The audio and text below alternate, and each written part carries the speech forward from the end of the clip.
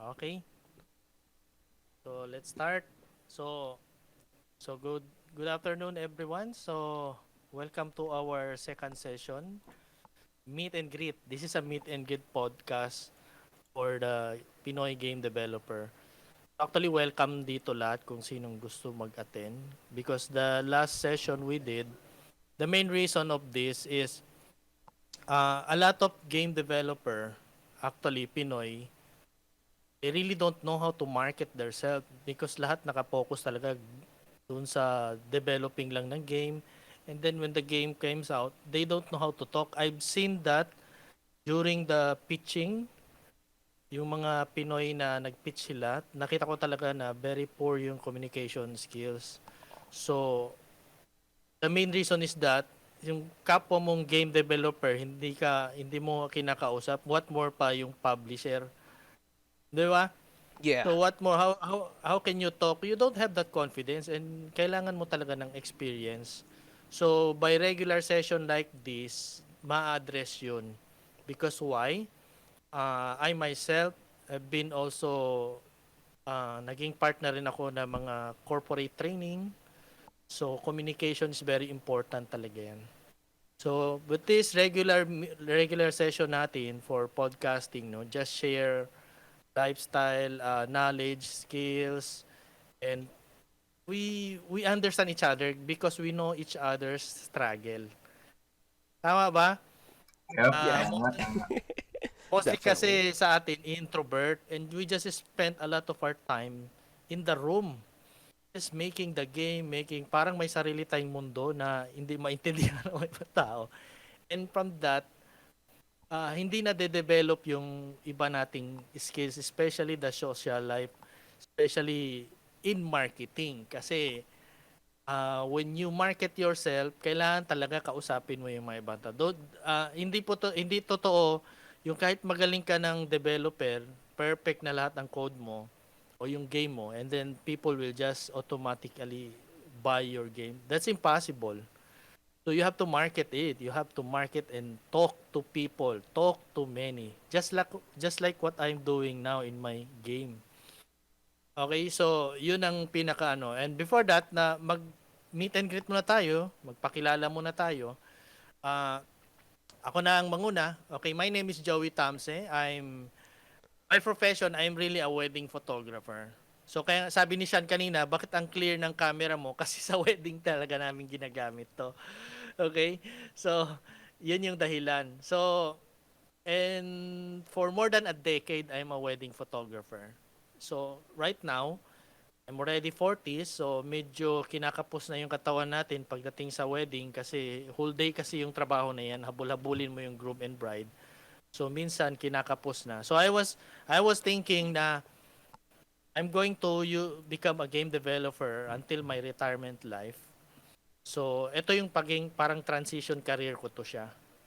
So, the first project we did is grabe, 4x4. And that's it.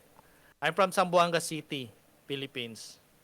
Okay, that's a simple introduction of myself. Okay, next, Sean. Ayun, my name is Sean, no? Hello. And from Pateros ako, Metro Manila. So, if hindi nyo alam, beside lang siya ng Taguig, ng Pasig, or ng Makati. Medyo na-i-squish talaga kami doon. And yun, more on focus ako sa hyper-casual games eh. Siguro since 2020, ang ginagawa ko na is hyper-casual games. So, sobrang fast-paced niya. Talaga, every 2 weeks, kailangan makapag-produce na isang game. And then right now, I'm transitioning sa casual. And then sana yun din, pangarap ko din, double A games, if kaya. So, yan. Nag-work ako ngayon sa Paranaque, game development head. Interim pa lang naman, pero sana makuha natin. So, yan. Nice to meet you all. Okay. Nice to meet you, Yeah, Sean. nice to meet you. And next, si Doriel. Yep. Hi guys. Ako po si Joriel Alves, but everyone calls me Chair G Tables, as in Chair. Even in Ariel, everyone just so you can easily just call me Chair. I came all the way from Las Piñas in I don't know which region that is. I guess it's around Manila, is it? But I just know it's in I know all I know it's in is in Las Piñas, but as I grew up, I kind of moved over to the U.S. and I'm currently residing over here. So what it, so I am a game developer, but my day job is a systems administrator and web developer for I mean it's like one firm, but we work with multiple clients. But it's also like working on our own systems as well because our company does a business. So yeah, I handle all of that. But yeah, regarding game development though, that's like that's my number one true passion. It's been something that I've been doing ever since I was in grade 5. So when I was in grade 5, Wow. I me and my just Tagal na.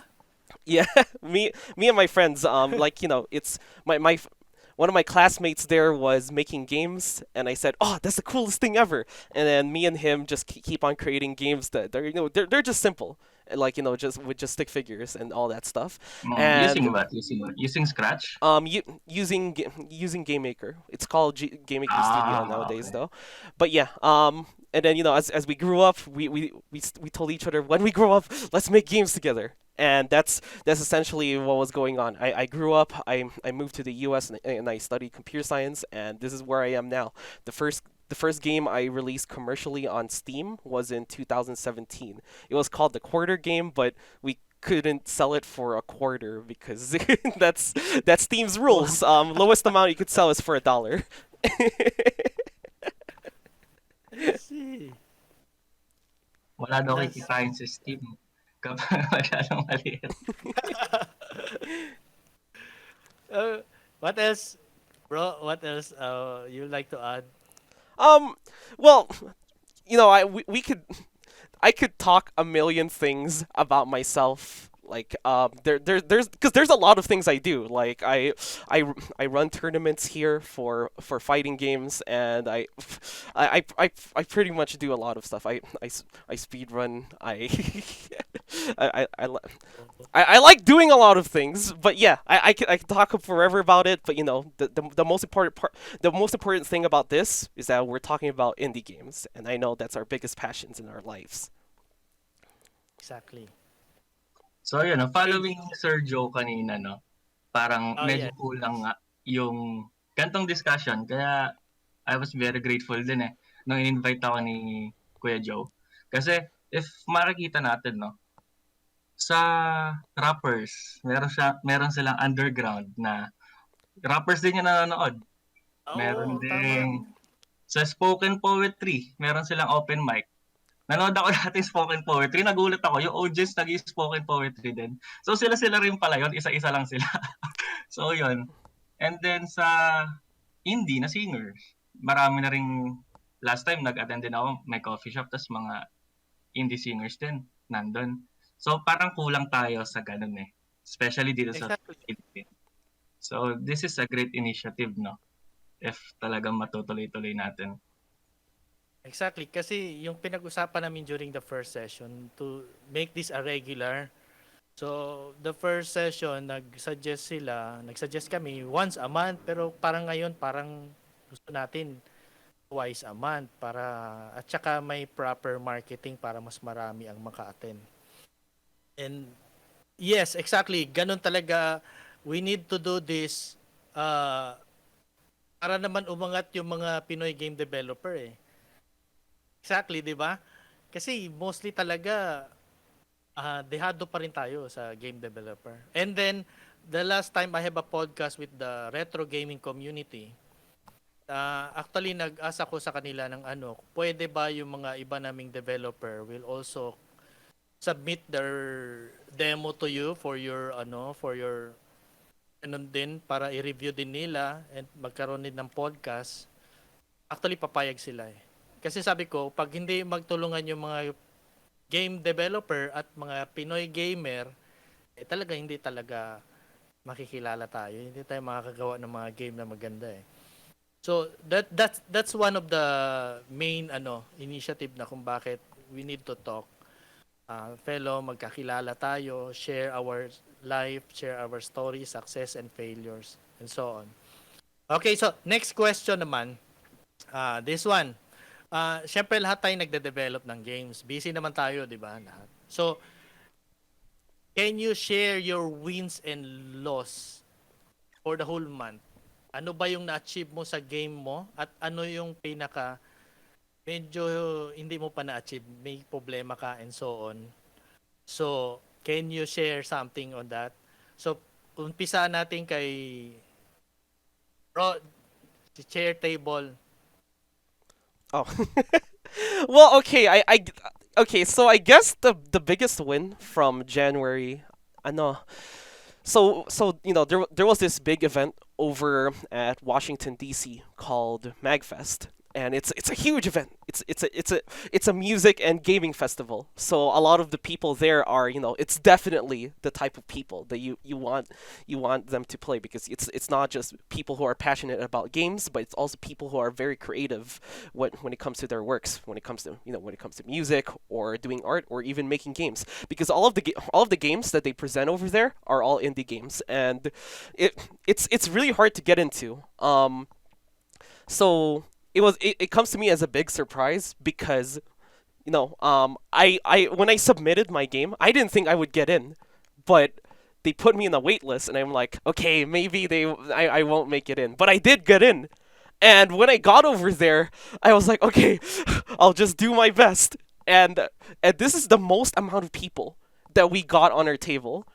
Kasi that, like my ibang events, it's usually the smaller ones, and it's just like, like a few people every now and then, but over this time there's consistently multiple people that's always occupying like every single station that we have, and I'm just like, oh my gosh, this Oh, is a lot how better many than I thought. attendees? How many Okay. attendees? Let me check. Kanina ko pa ini-stalk yung Twitch mo. You are. Wow. Maingay yan siya Kanina ko magti- nanonood dito. maingay yan siya magti-Twitch eh. Kasi ni-live Twitch niya yung game ko. Talaga. Kita ko rin kaya. Nung Yeah. una, akala ko babae yan siya eh. Kasi yung ano niya eh, yung avatar niya, babae. Yeah. Oo nga, oo nga. Yeah, it's very cute. Yeah, the average amount of attendees for Magfest seems like it's like 20,000 people. Oh. So yeah, it's pretty nice. And yeah, however, this also means that so January has been pretty busy for me, because there's other events that I go to. So it's I make games, but I also play games competitively. So I have there's this event called Games Done Quick, and it's like the biggest speedrunning event in the whole world. And just like with Magfest, I submitted there and I said I'm probably not gonna get in, but I got in.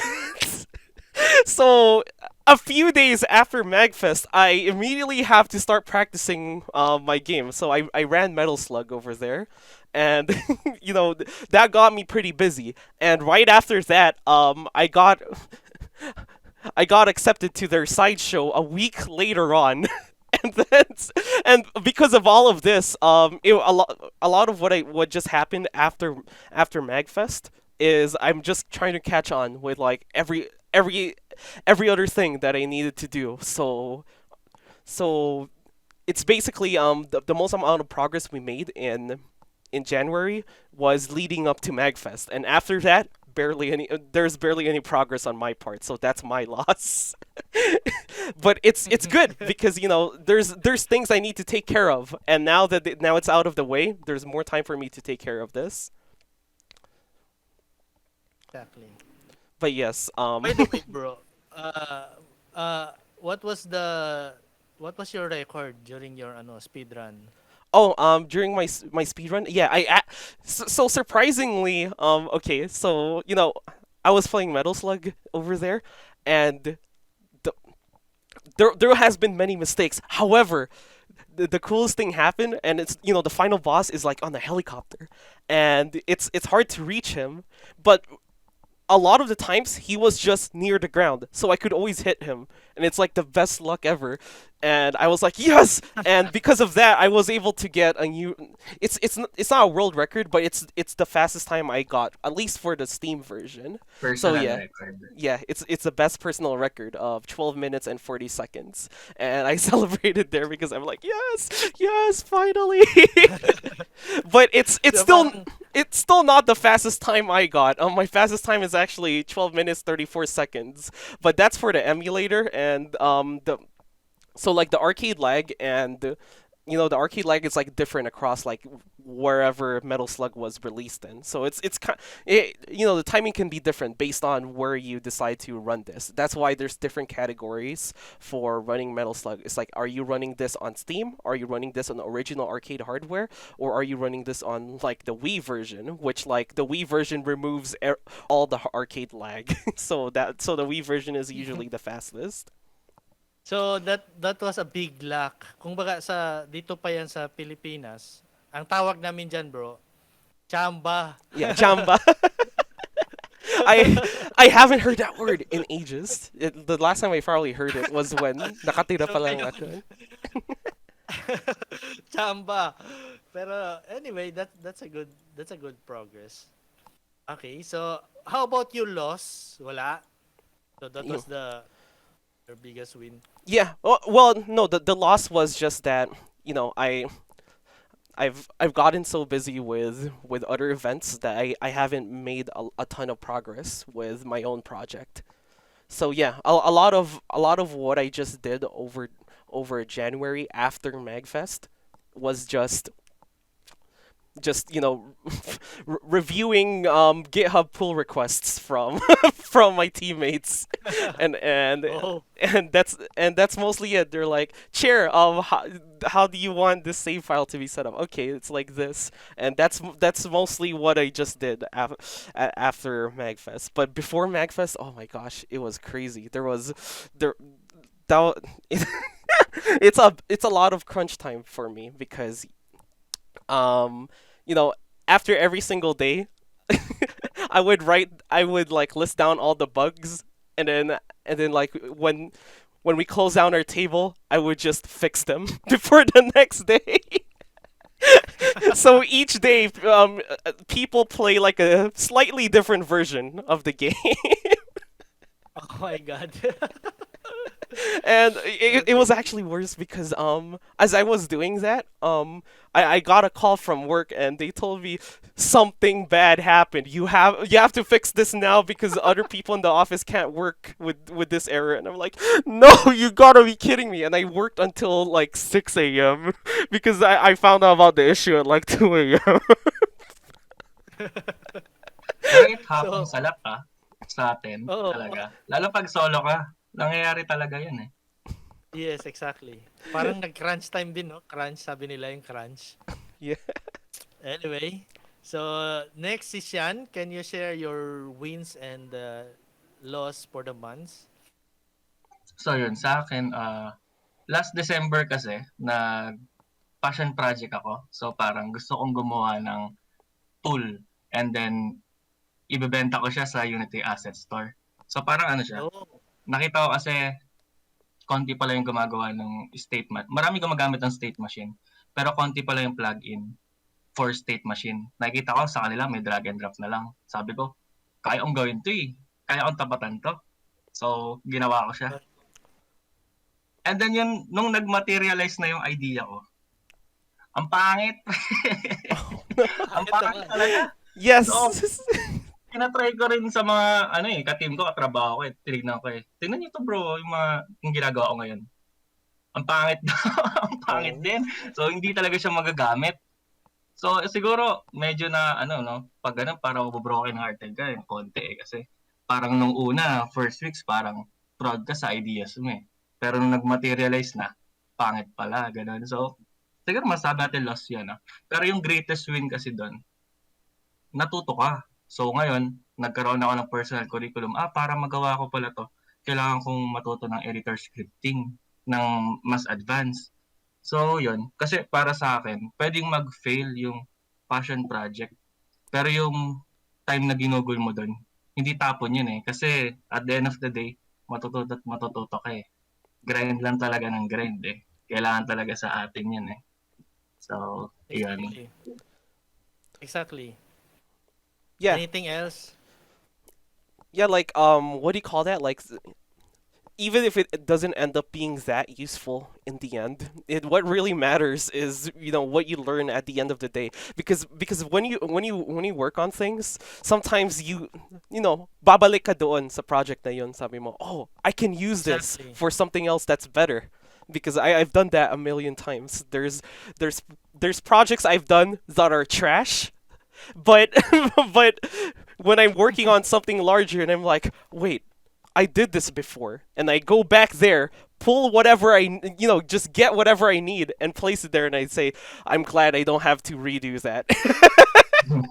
Nade-deride siya bro, no? Pag ganun. Mm. Exactly. Ah, totoo 'yon sinasabi ni Sian kasi sometimes pangit yung output pero yung ano kasi yung knowledge it's like it's a permanent parang doon mo na matutunan talaga na because you did it on yourself. So in my case din kasi yung like yung jump mechanic ng game ko, it's like more than 20 times ko siya ni-revise. Kasi kada may idagdag ako, talagang nasisira siya eh, Mhm. na mechanic.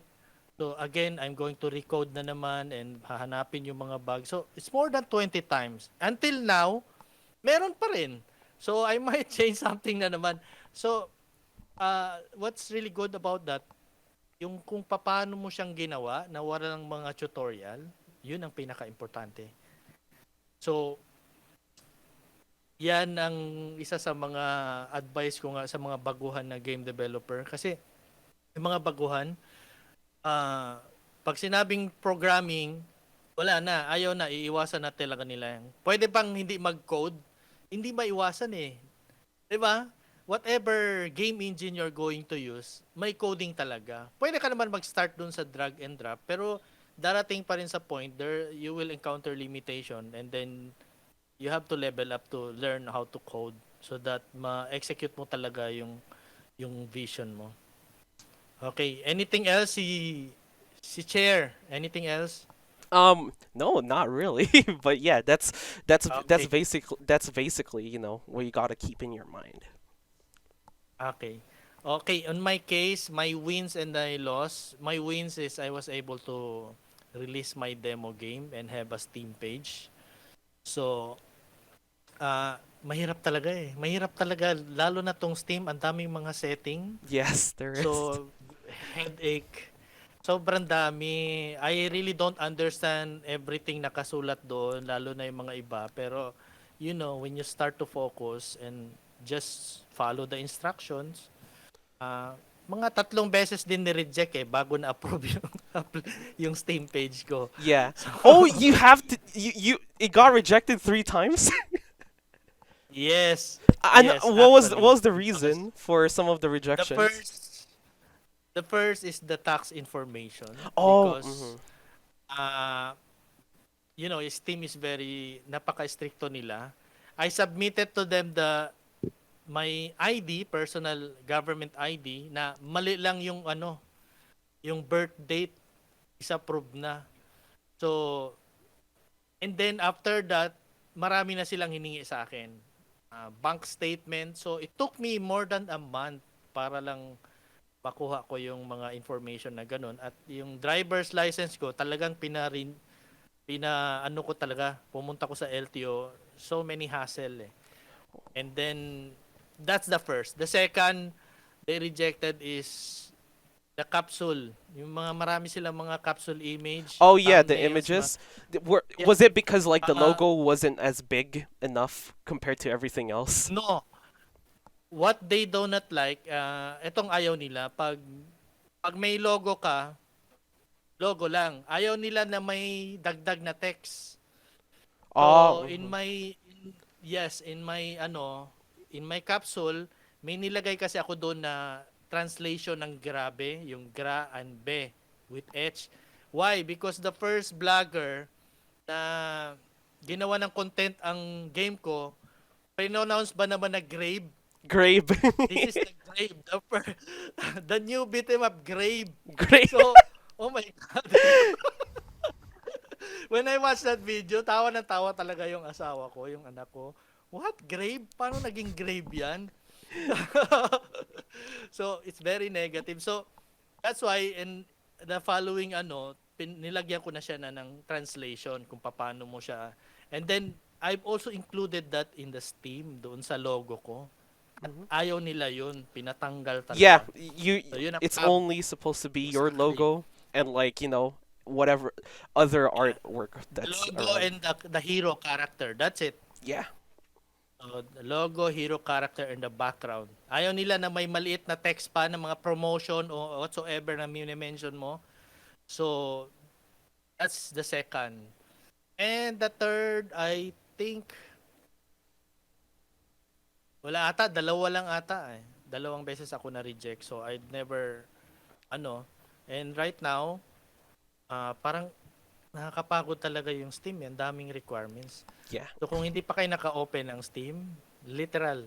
So it's easy to the other platform like itong mga itch.io, madali lang siya. Yung sa Game Jolt and ito pang Newgrounds. So madali lang, walang masyado, pero ito talagang Steam.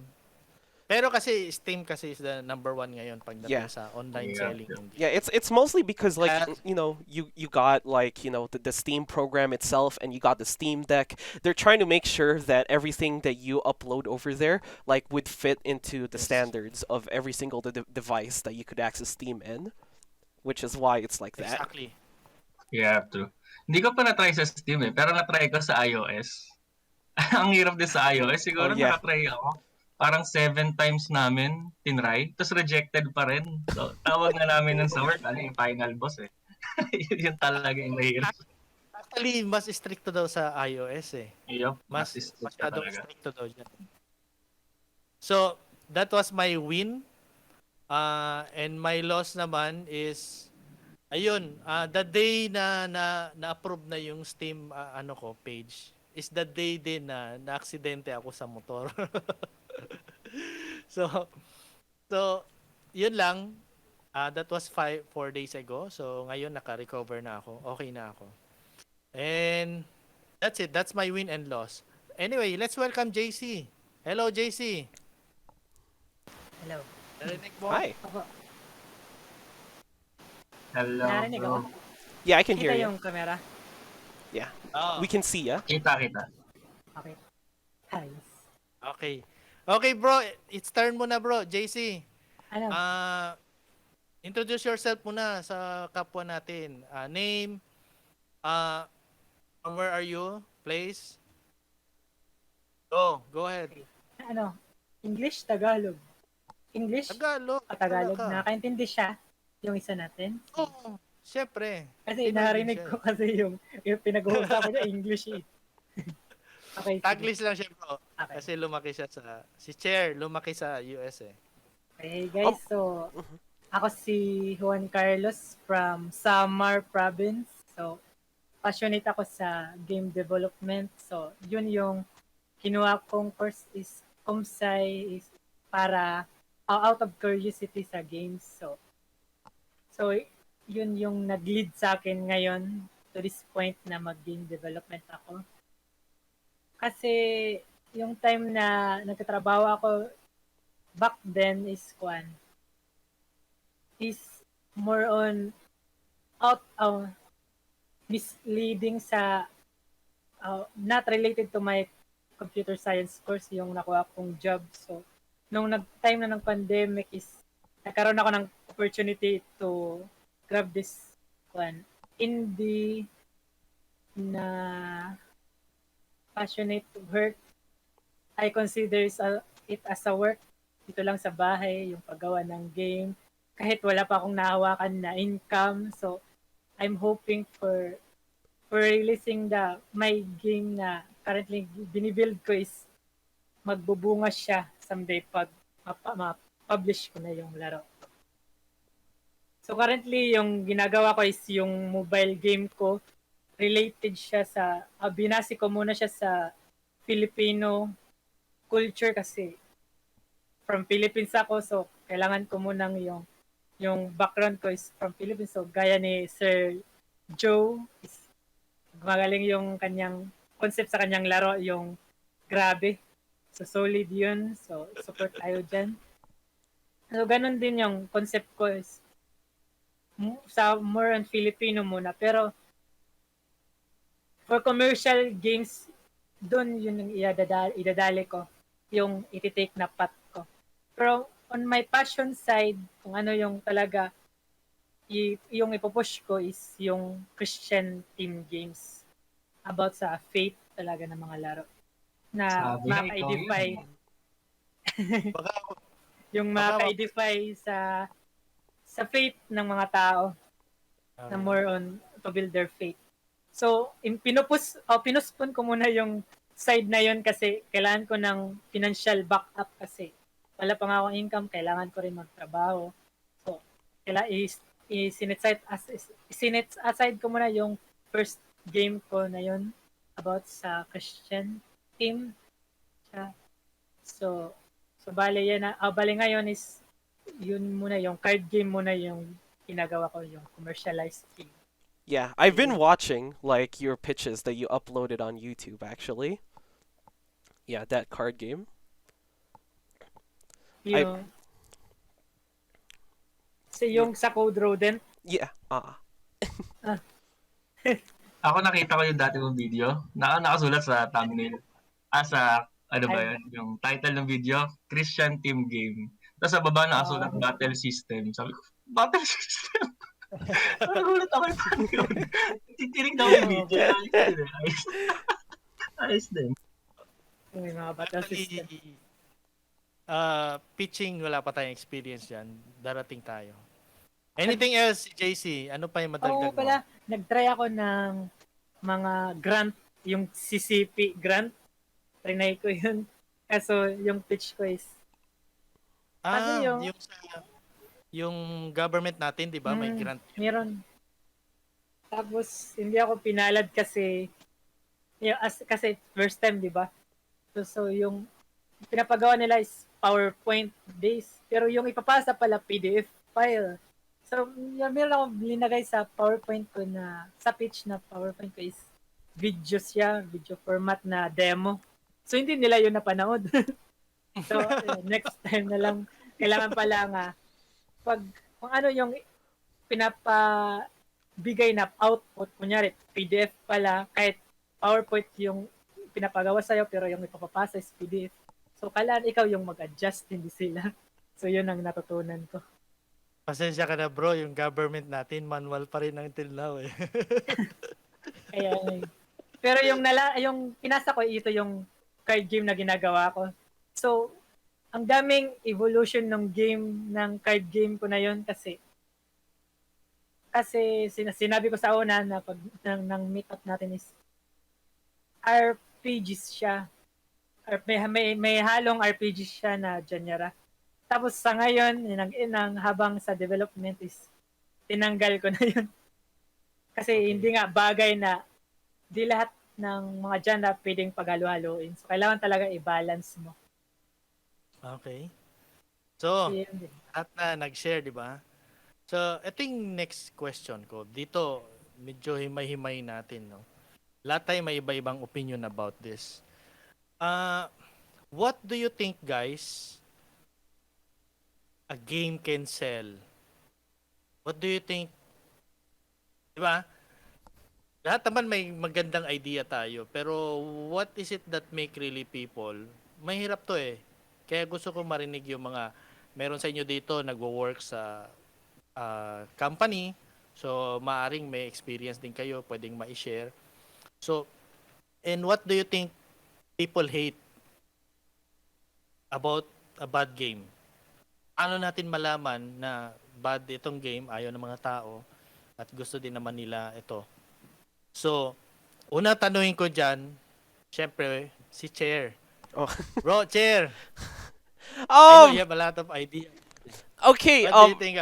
By the way, si Jerwell, no, we've already have our own session twice na. Marami na rin siyang na-share sa akin na experience. And for your information, more than 100 plus yung game na nagawa niya. Yeah, Na it's mostly mga maliit. yeah, Pero it mhm. still counts kasi that 100 game plus is still 100 more ideas yun eh. Na-execute niya. Okay, go ahead bro. What is your idea about it? Okay, so like it's pretty hard to talk about like what makes a game bad and what makes a game wanted because there's just way too many factors to put in. I think one of the most important things that you need to have in order so you could pitch your game to people is you need you need to have like some sort of like I think one of the biggest first impressions you can have is a really good trailer. So the trailer is usually the first thing that people will see about your game, and you need to give them a reason on why they need to why they need to play your game. Usually the good trailers are the ones where they show like they show footage of something, but they don't show it way too long. Like you have to put these clips just the right amount of seconds, not too short where people are gonna be like, What happened?" And not too long where it's like this clip is going a bit way too long. Like you're just putting it in like just a few seconds for each clip, and you just switch over to another one. It keeps them interested, and there's more. It makes the game feel much bigger, and if you're able to design like your trailer in a way where it kind of tells a narrative, there's like it gives them a reason to follow along, so they don't just like click away because there's some level of curiosity going on. And I think one of the other few things that would keep your the new players to come into your game is a really good art style.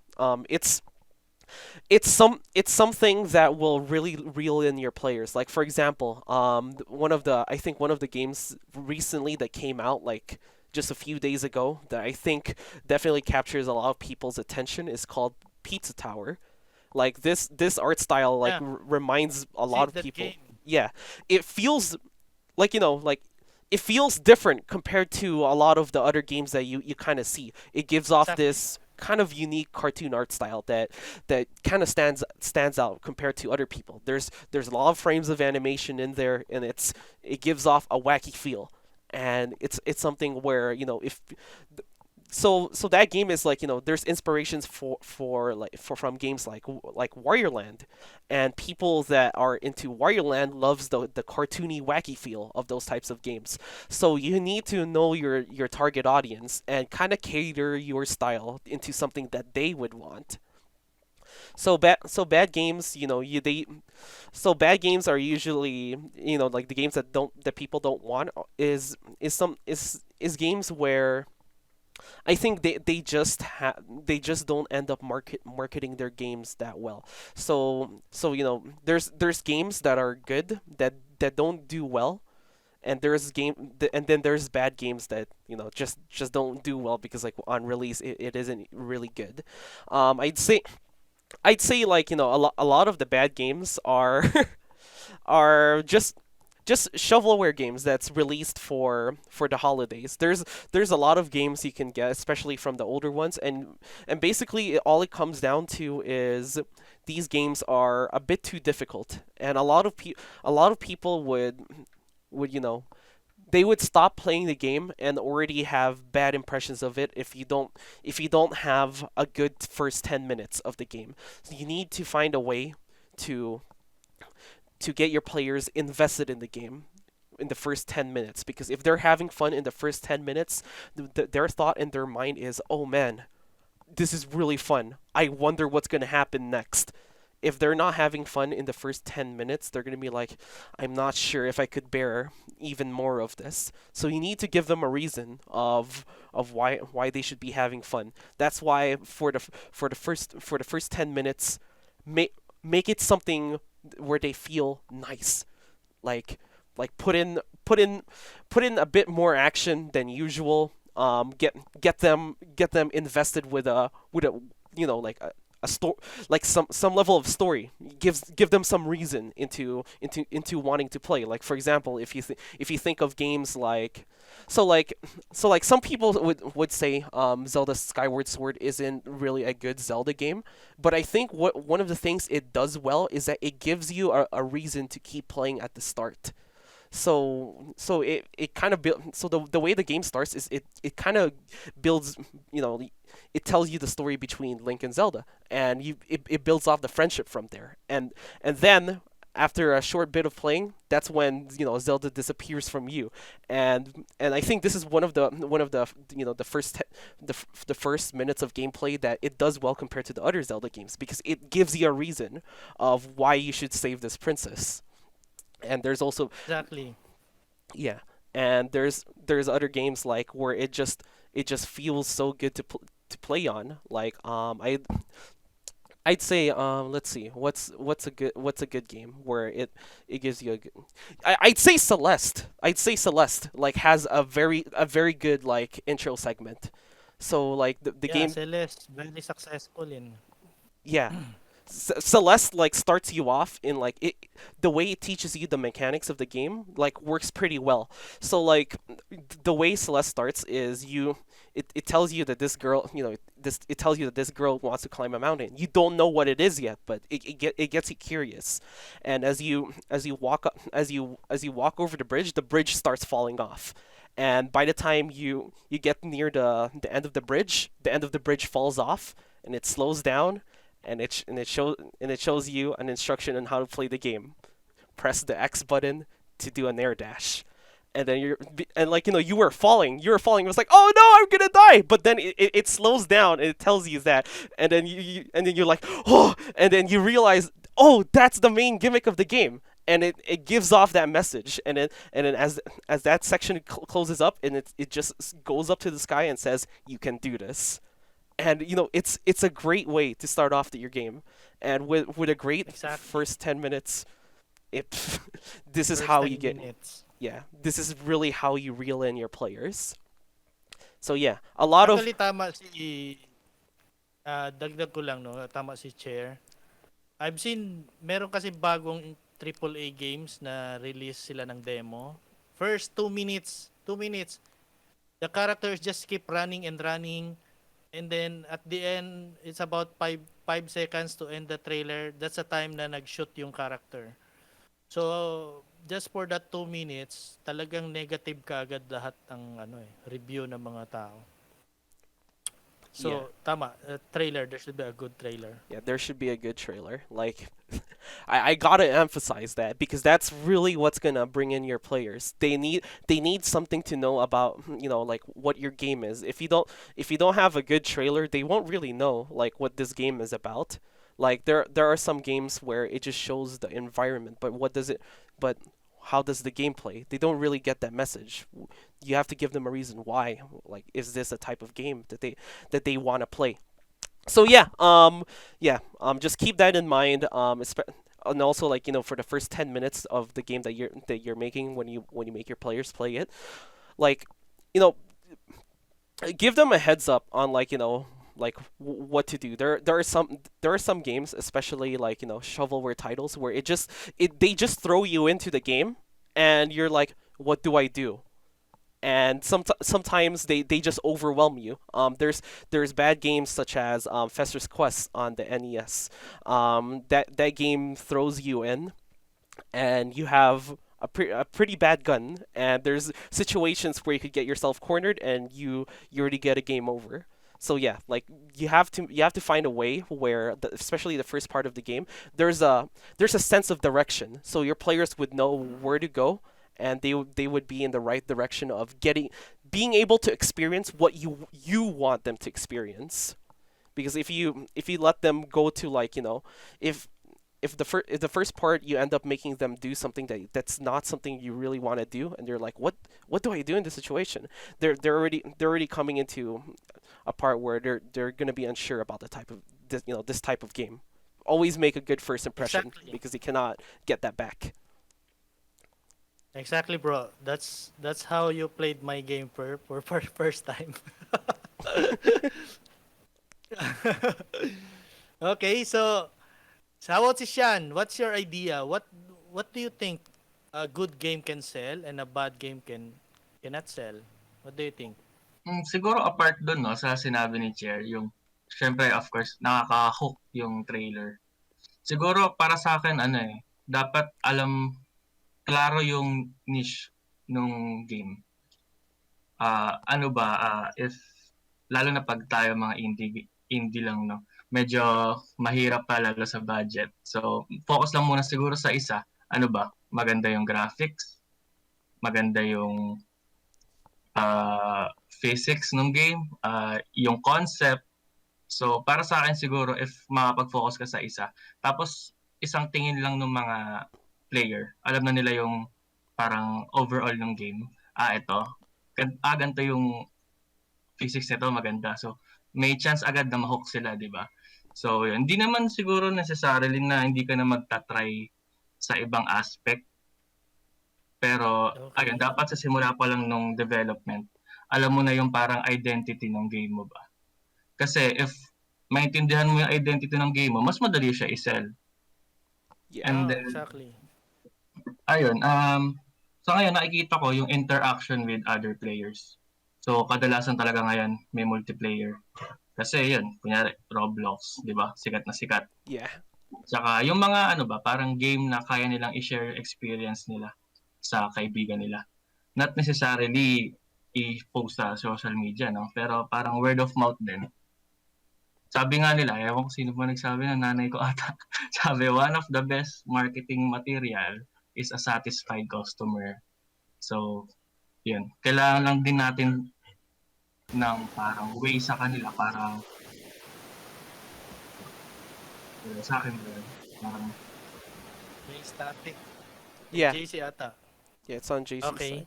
Go ahead, bro. Go ahead, so Shan. yun. Okay, sorry. So yun nga, one of the best marketing material is a satisfied customer talaga. And then siguro sa bad, mahirap kasi mag-set ng hindi ko gagawin to kasi pangit to. Kasi baka gumana siya sa future eh. Siguro yung as a gamer na lang, yung mga ayaw ko. Parang ini-stop ko agad yung paglaro dun sa game. If nakita kong redundant siya. Papaulit-ulit na lang. Ewan ko, parang stop ko agad yung paglalaro ko. As in, parang So hindi ko na siya ulit repetition. bubuksan. Ganun. Oo. So yun talaga siya. Redundancy. Dapat kada level, iba-iba talaga yung mabibigay na experience sa player. Parang ganun. Ayun yung hinahanap ko talaga. Okay lang na maikli yung game eh. Mas na-enjoy ko nga ngayon yung mga maikli na game eh. Yeah. Pero talagang as in specific kada level, yung story, yung gameplay, iba-iba yung experience. Yan, di ba?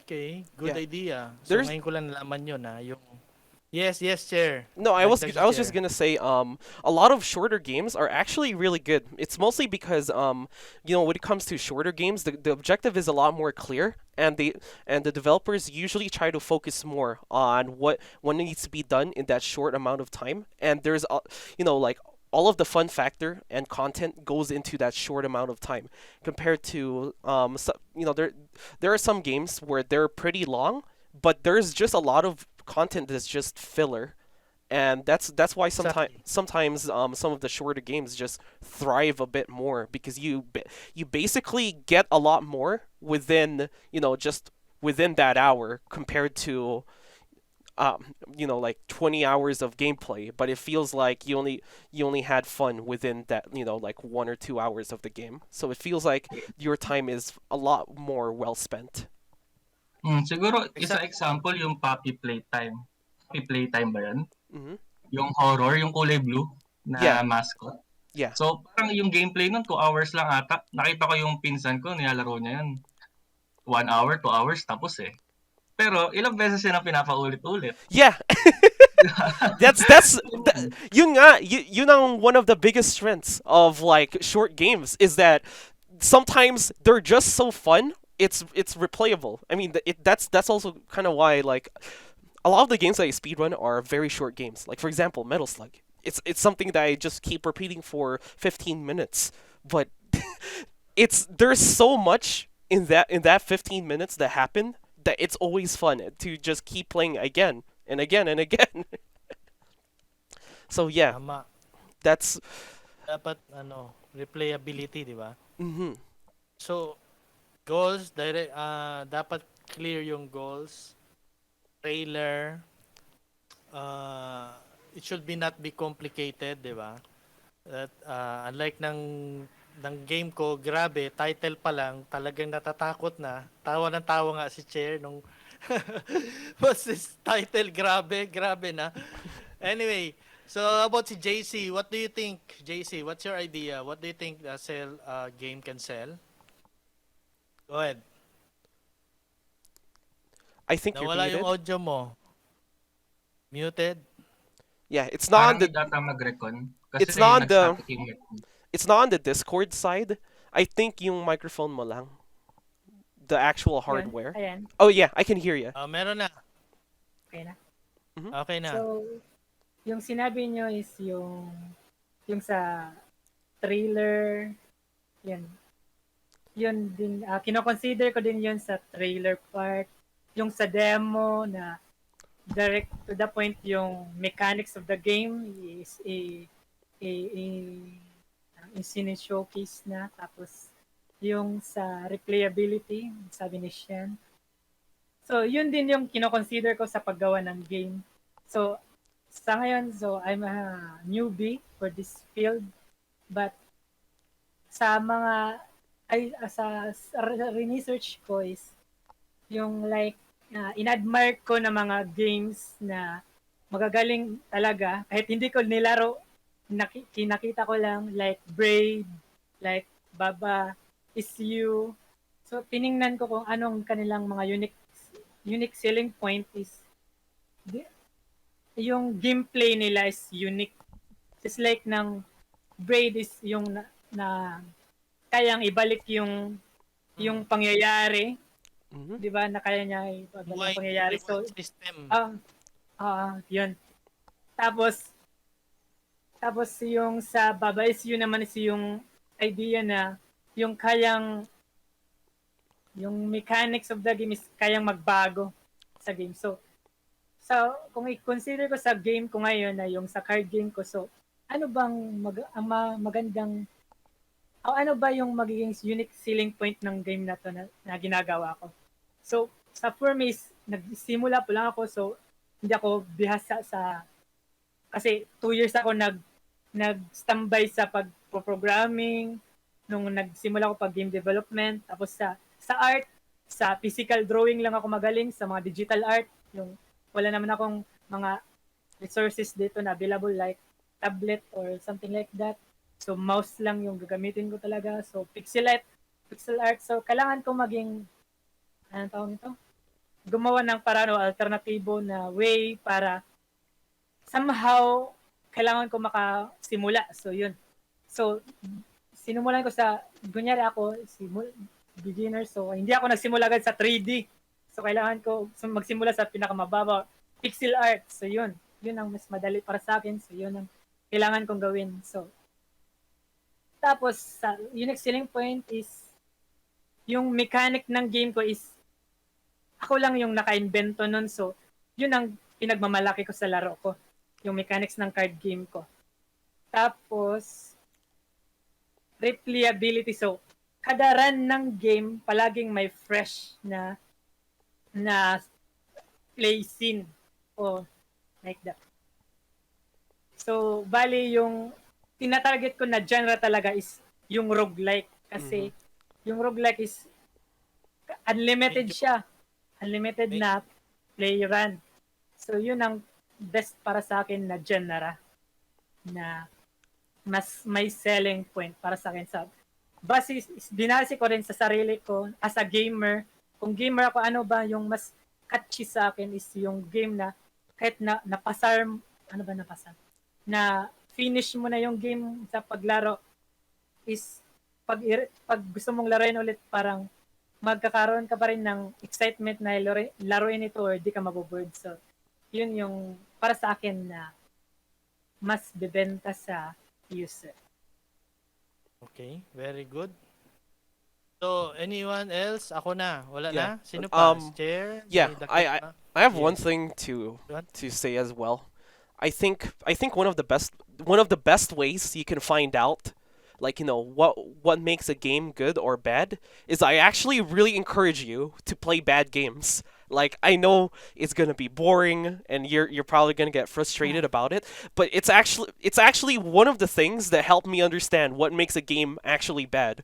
Like for Yeah. like for example, like look for games that are bad that's related to the type of game you're making. For example, the game that I'm currently making is an RPG. I need to research, it's good to research good games because you will find out what makes games good. But if you don't know why something is bad, you might make something and you'll end up, trying to do it and not realizing that it's actually a bad thing. So for example, like, I can play all the best RPGs in the world. There's so many good RPG games, but do I know what makes an RPG bad? So if you play, True. so yeah, like just research up like what makes, like what RPG games are bad. Like for example, one of the original bad RPG games is called Hoshi wo Miro Hito.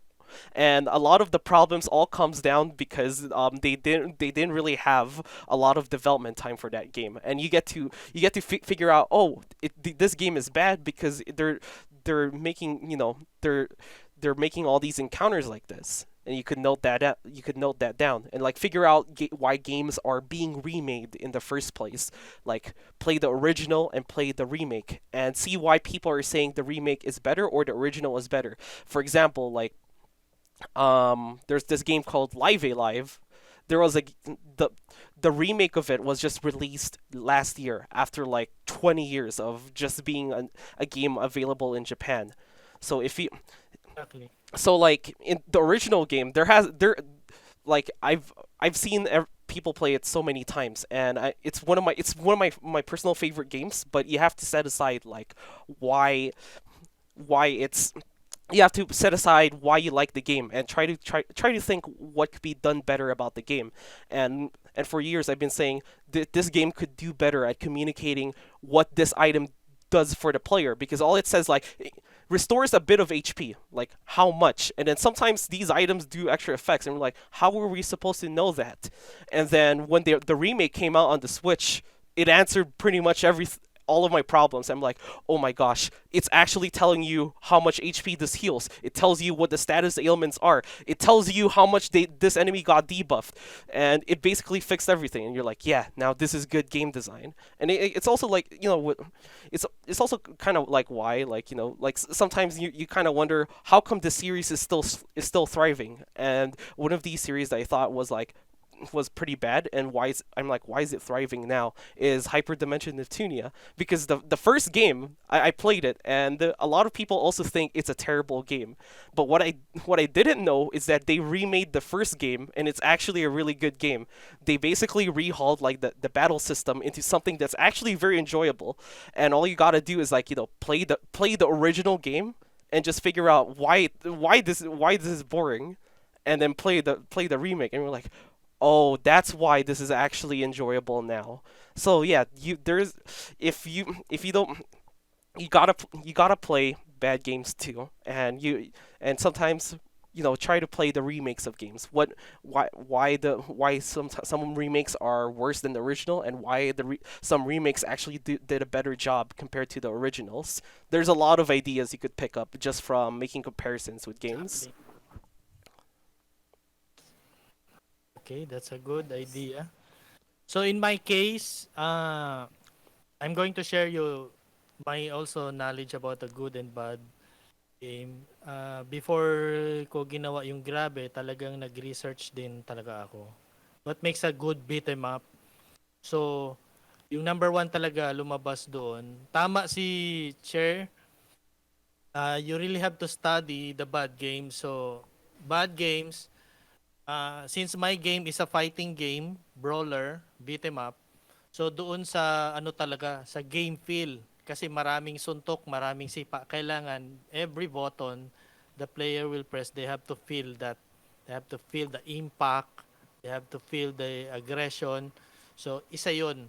So, I've spent a lot more time talaga in building on that kasi gusto ko bawat detalye, bawat attack, meron talaga siyang mga unique. That's that's the number one din ang natutunan ko. Then, also the people don't like repetition. So, however, may mga game talaga na kahit repetition na lang yung ano niya, yung mechanic. I'll give you one is the Super Mario. Super Mario is jumping and jumping since pinaka noon pa, puro jump na lang talaga ang mga mechanic. But why is it that it keeps selling? Sequel. Sequel. 'Di ba? It keeps selling kasi pero kung laruin mo yung lahat ng Mario, the main mechanic is really jumping. Yeah. Why do you think, guys? And then I studied about it. Why? And then it's like the way they designed the game, jumping is the answer of the problem. So what they did, gumawa sila ng maraming obstacle na yun ang problem. And the only way for you to solve that problem is you have to jump multiple times. So, in other words, when you are going to implement a mechanic, you don't just design that for the purpose of what? Just to show off the people that you have a unique mechanic. You have to make sure na mayroon talagang purpose yung kada mechanic na ginawa mo. So, it has to be, there's a problem, and now you have a solution to jump. So, relate to my game, I have an enemy that can block all my attacks. So, what's my solution? So, the way I did in my game is to give more attacks. So, and then alternately, randomly, they can detect that. So, that's why my game need more attacks because I have an enemy that can block most of my attack. So, I think that's how the way I learn to implement and design a mechanic. It has to be a purpose. And then the last one nakita ko na a game that we really sell is the first time they saw an idea. So, you know, no matter how crazy, ulok ba yung idea mo, pero dahil bago nila nakita yan, that's like, sabi ni Chair kanina, the Pizza Tower, when I saw that, I said, oh, this is a bad game kasi when you look at the character, very ugly. But when the gameplay will start, so a lot of movements, fast pace, tapos the emphasis of animation, the squashing the character. So yun, medyo na-implement talaga ng maayos yun. And it was very unique talaga. Although platformer, marami na talaga mga platformer. In fact, yan ang sabi nga nila, ano ba to? Pinaka-saturated na genre daw sa pagdating sa video game, yung platformer. But I don't think so kasi pag bago yung idea mo talaga na hindi pa talaga nalaro ng mga tao, they will really try that. I think that yun ang gustong makita ng mga tao. And going back to the Super Mario have still one major mechanic jumping until now. Kaya lang, binabago kasi nila ang mga obstacle, binabago nila yung problem. So, that's how I think the game sells now. People want a new idea. They don't want same idea, another copycat, and so on. So, another thing, when you design a game, you really have to focus on yung maliliit na detail. When I say small detail, especially the game feel, in my case, it's a fighting game, so every impact, every attack, every animation really counts. So, smooth animation, isa din yun sa mga na-notice na mga naglaro ng game ko. So, that is, it's hard to say actually what really sell. In my game, hindi ko pa alam kung masisell ba talaga siya, magiging successful ba siya o hindi. The last experiment I did is to let the people play without giving them any instruction, without any tutorial. And from there, nakita ko talaga what's really missing in my game. Laruin mo. I give you example, si chair table, nilaro niya din yung game ko without any tutorial, without any instruction. Just go ahead, play it. And after that, marami talaga siyang binigay na feedback na hindi ko naisip talaga na, oo nga, no? Diba? Kasi, that was an experiment, but it really works. So, ngayon, pinapolish ko na yung game ko. Malaki talaga siyang maitulong. So, if you have a game, guys, no, even unfinished, yun din, napansin ko lang din sa mga kapwa nating game developer, they don't spread out the their game to let the people play. I think nahiya lang silang kumausap sa mga tao or ano ba. Yeah, it's So, it's embarrassment, to be honest. what do you think? What do you think, Chair? In your It's case, I'd say it's embarrassment because it's also with me. There's a lot of cases that it's also kind of why I don't I don't really show, like, my game that much yet, because at the moment I feel like it's not that ready yet. That's why I kind of make it like exclusive only for events at the moment, because at the moment I don't feel like, ready, because it's mostly like, I feel I don't feel like this is great just yet, and I want to make sure that this is gonna be good. But I think it's important though that you have to at least show it to some people. Like, for example, you show it to some events, and show it to your closest friends, and basically just write down what they have to say. Because if you don't start at least giving it to some people, you'll never know if you are actually in a good path. That's why, even if you're embarrassed, like, just give it to people that you know, and so that when you actually start showing it off to everyone, now you could actually feel more confident. exactly. So, you have to push talaga na ipalaro niyo yung mga game niyo. Now, it's up to you. You just have to select your friends. However, sometimes kasi itong mga friends natin, close friend, they're not honest about you. They'll just keep telling, oh, your game is good. Pero wala naman talaga silang alam eh. Di ba? So, Yeah, you have to sort out to people who have the same passion or game yeah, developer din or other expert na or other developer who also doing the same genre of your project. Something like that. In my case, I have really no experience how to really the only way is to let the people play random people I don't know, yeah, and that comes with my attitude. Now if you don't have the attitude like me that I'm confident no matter what the consequence, don't go for it. Kasi in my case, it's like this, no? Do not forget this, that if you want to succeed in game development, actually yung totoo, it's not the game that is really the big ingredients here. It's many of the game developer, nakita ko talaga, they lack attitude. Attitude to succeed. They have attitude to make game. They know all this kind of coding. They have all, lahat alam nila to kasi they have, but the attitude to become successful is another aspect Another ingredient. na kailangan natin aralin, and we need to build up that on ourselves. It doesn't, hindi yan automatic dahil magaling ka na ngayon sa coding, magaling ka na, automatic ka na maging successful. No.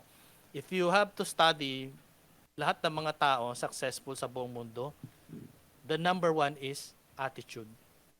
So you really have that drive to, you know, lumabas ka talaga sa comfort zone. If you're afraid to talk to people, you have to talk to people. So, many, tahimik na kayo parang, ganun pala yan? Yes. yeah. Honestly, attitude is a different aspect. We have so many attitude, but to succeed, we have the so-called the Pareto principle. Are you familiar with Pareto principle? No. Not, right? The Pareto principle, this principle applies regardless you have knowledge or not, but if you want to become successful, we have this 80-20 rule. 80% is your attitude to succeed, 20% is only the skills and talent. Regardless, hindi ka magaling, pero dahil 80% talaga yung attitude mo to succeed, eventually, that 20% will just grow organically. So, in my case, I have to be vocal. I want to become successful here. So, this is my first game. Pero, ganito ako ka-confident because I'm willing. I'm willing to become successful. I'm studying how to become successful. Now, that's another factor na kailangan nyo i-develop sa sarili nyo. Most of you are, ay nahiya ako ipakita ang game ko because I'm not yet ready and so on. Yes, tama yun. But it's like this, no? Whatever you feed in your mind, it becomes your life actually. So, but then when you start to go beyond, makikita mo talaga yung ano mo, yung progress mo. And then we have this also, what you call, no, pag sa game development, marami kasi ako nakikita na hindi talaga natatapos yung game. Yeah. Isa pa naman ako doon, hindi ko pa natatapos. Pero I have already target na tapusin talaga siya first quarter of 2024. Whatever it takes, matatapos talaga siya dapat. So, yung iba kasi, magaling talaga nakita ko, magaling pa sa akin. Kasi they have... However, ano pa lang parang nasa 1/4 pa lang ng project na, bigla na naman nag-shift ng ibang project. So, this... Alam mo, mag-experiment na naman siya ng bagong project. So this is something na sakit daw. Ito narinig ko din to sa mga ibang game developer. Ito daw talagang problem ng indie game developer. They don't finish their current project. They keep jumping and jumping. So until the end, wala silang natatapos. So why? Because their goal is really not to become successful. Yun ang point. Their goal is just to finish project and project and project something. They will just, but really to become successful, you really need to own your IP dito sa industry na to. Kailangan may sarili ka talagang finished product, commercial, and you own that IP to be able to sell that. So you have to clearly define why are we in the game development? That's my next question actually sa inyo. Bakit ka nandito sa game development? Why do you think you are here? You're just here, you just have to be honest to yourself. Okay, mahiya kasi ako, I've started also like this. Okay? So, sino mo gusto mag-react doon sa sinabi ko? Sean, do you want to react? Say something? Yeah, Do totoo you naman, disagree medyo, no? with this Totoo naman statement na, or well, slightly medyo disagree ako kay John. Pero yeah, it's totoo. okay. Yeah, totoo kasi bottom line talaga, kailangan natin ng feedback. Pero Exactly. yung about dun sa magpapak tayo, ganyan, to show ourselves, to show our games, meron kasi mga tao talaga na talagang nagsasucceed sila as a lead game developer. Ay, hindi naman yun indie game developer. So, hindi naman nila talaga kailangan na mag-talk talaga, magpa-interview, ganyan. So, siguro ang bottom line talaga, dapat klaro sa'yo kung ano yung gusto mong tahakin na path. Yun lang naman talaga yun eh. And then, dun ka a-anchor kung ano yung mga action mo. Yun lang naman talaga yun. Okay, that's good. How about si bro? Chair table? Yeah. So like, yeah, it's, some projects not especially for larger teams, it's sometimes it's not the lead developer that's the face of the whole game. Sometimes there's someone else that's handling the marketing for you.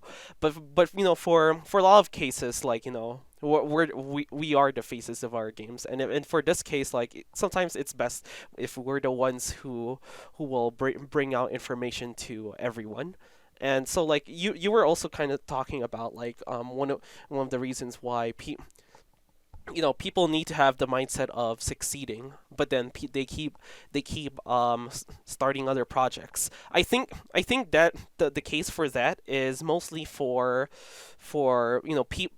sometimes people kind of get bored with their projects, especially if you've been working on your project for years. Sometimes they kind of want a different change of pace. I think if you get yourself, like, way too deep into that mentality where you want to keep starting different projects, then yeah, you'll get stuck, and it's going to be much harder for you to finish your own like major project. So, you have to make sure you keep yourself in check for that. However, this could actually be used as a good thing, because sometimes when you put yourself in a different project, and if it's just a small one, it kind of resets your mindset. Sometimes you could end up being more excited about your own game in the end. And sometimes you could end up learning about something that you possibly couldn't learn from, like, your main project. For example, there's there's a game jam that I attended years ago, and I didn't really understand a lot about, camera systems. With that game, there was a four-player, local play there, and because of that, I needed to kind of understand more how to make cameras work with multiple players. And because of that, I was able to learn a lot more about how cameras can work for my own game. And so if you use, like, these times where you try different projects, sometimes it could be good for you, just as long as you don't just as long as you don't get stuck into that spiral. But yeah, Yes, yes. but yes, Binabalikan mo.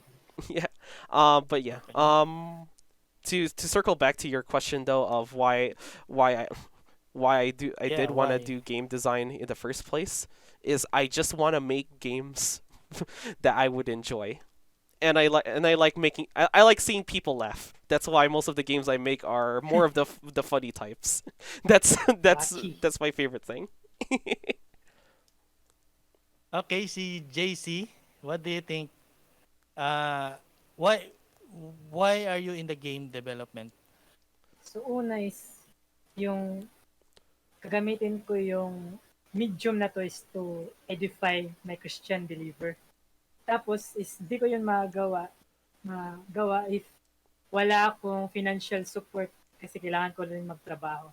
So kailangan kong mag-jump into commercialized games. So yun, kaya nag-jump ako sa commercialized game. Tsaka meron din naman akong desire na to commercialize games kasi yung market nakikita ko is global.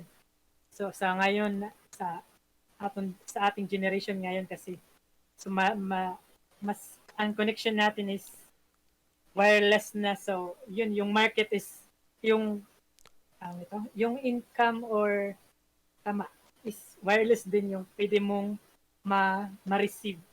So big opportunity, privilege din na makapag-game development. Okay. Si Sian, Hindi ko pa pala ah, nasagot, kuya, no? oh yes, bakit game development ang pinili mong career? Yup. Sa akin, para gusto ko yung ginagawa ko habang kumikita ako ng pera. Yun lang Oh, talaga. Kasi that's very good. Cool. straightforward Tama talaga siya. tama yun kasi hindi ka naman tatagal dito kung hindi mo siya passion, di ba? I mean, mahirap talaga ang game development. Totoo, real talk na tayo lahat, di ba? Mahirap talaga siya. So, hindi lang siya mahirap, sobrang hirap actually, lalo pag indie ka. You do Lalo all na the pag things. solo ka lang, Oo, lalo pag solo all ka. around ka. Okay, sobrang hirap siya. So, kaya nga ang mga tumatagal dito, talagang passion mo talaga, pinili mo talaga ito na you're willing to sacrifice because you love what you're doing. You want to make people happy. Gusto ko din yung idea ni ni Share Table na I want to make people laugh. Yes, exactly, ganun din ako. Ah, yung nga lang hindi ko pa nga nakikita nilalaro nila yung game ko, masaya na ako. Ano na lang kaya pag nakikita ko, 'di ba?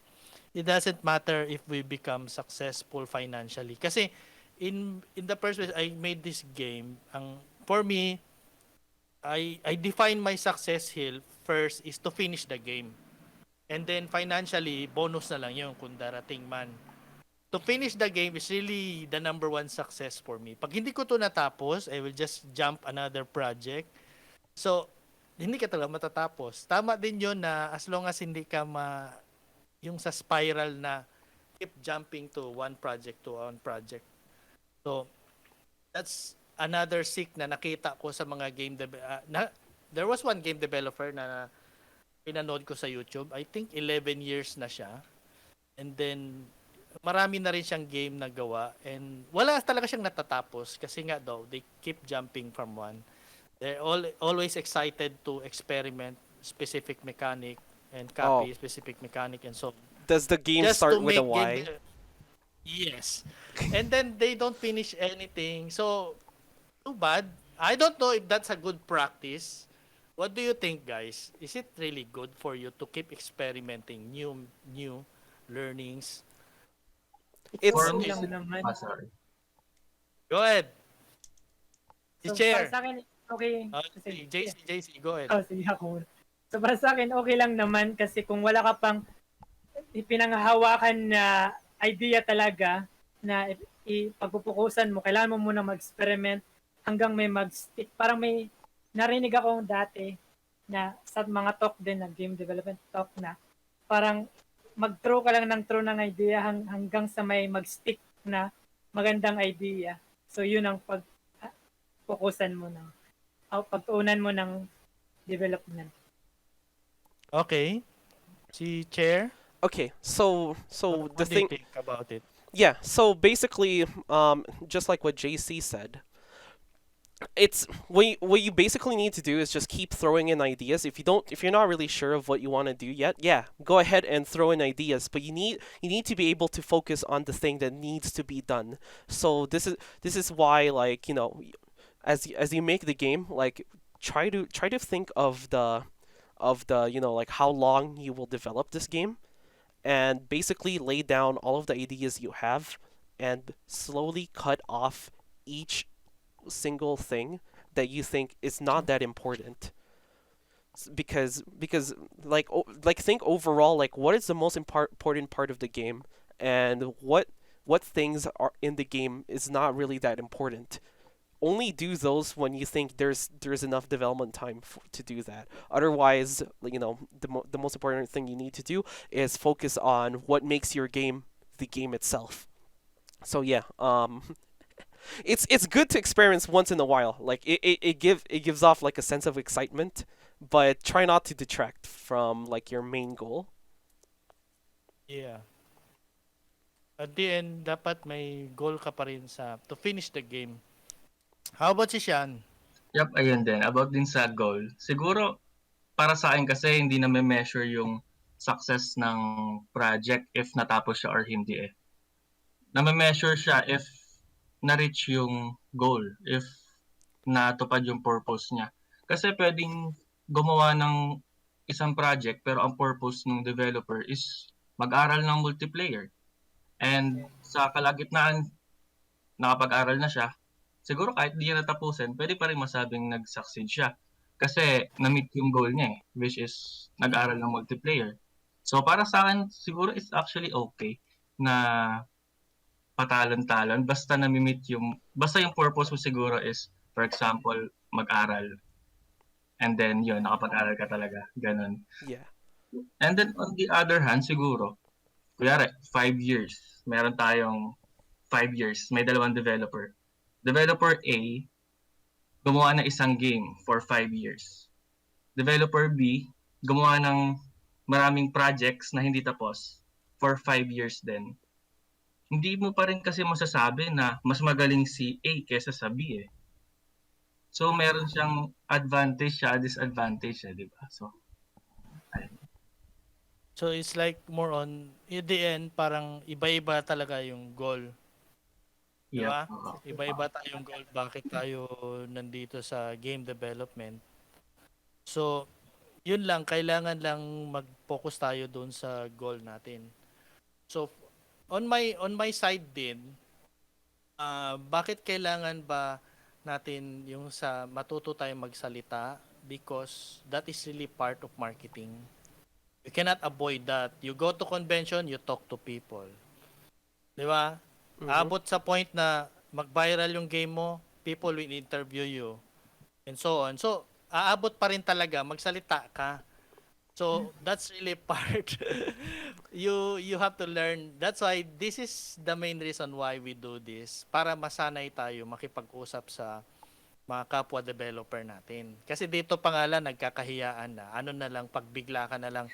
Kunwari, bigla na lang itapat sa'yo ng mic ni Jessica So kasi nga nag-viral yung game mo, hindi mo na alam no Hindi sasabihin. umano. You might misrepresent your own game sa ano sasabihin mo. 'Di ba? So, part pa rin yan ng package natin. Kaya nga, if you look at around the world, mga taong successful, magaling talaga sila magsalita. Kasi sinanay nila, sarili nila, magsalita talaga. Even yung mga basketball player NBA, pag interview sila automatic. So, kasama yan siya actually. Kaya nga, kasi if there's one skills that we need to develop, is really communication. Kasi marketing, we cannot avoid marketing our product. Especially if we are just an indie game developer. If you're just working on the company, no problem. The company will just... Pero kung like in my case or the rest, solo ka eh. So, yung mga tao kasi, hindi ka papansinin unless wala kang ipakita sa kanila or you will not talk. So, that's mali yung notion dahil maganda lang yung game mo, automatic na maglalaro na yung mga tao. Walang ganun eh. You really need to talk, try to reach out, you need, and so on. So I hope most of us, no, isa yun sa mga, kaya sa mga next session dito, no, masanay tayo makipag-usap, parang magbarkadahan na lang tayo, para maluwag na talaga. Yung mga, alam mo yun, butt-in tayo ng butt-in, argument, ganito, left and right, kasi that's really part of us.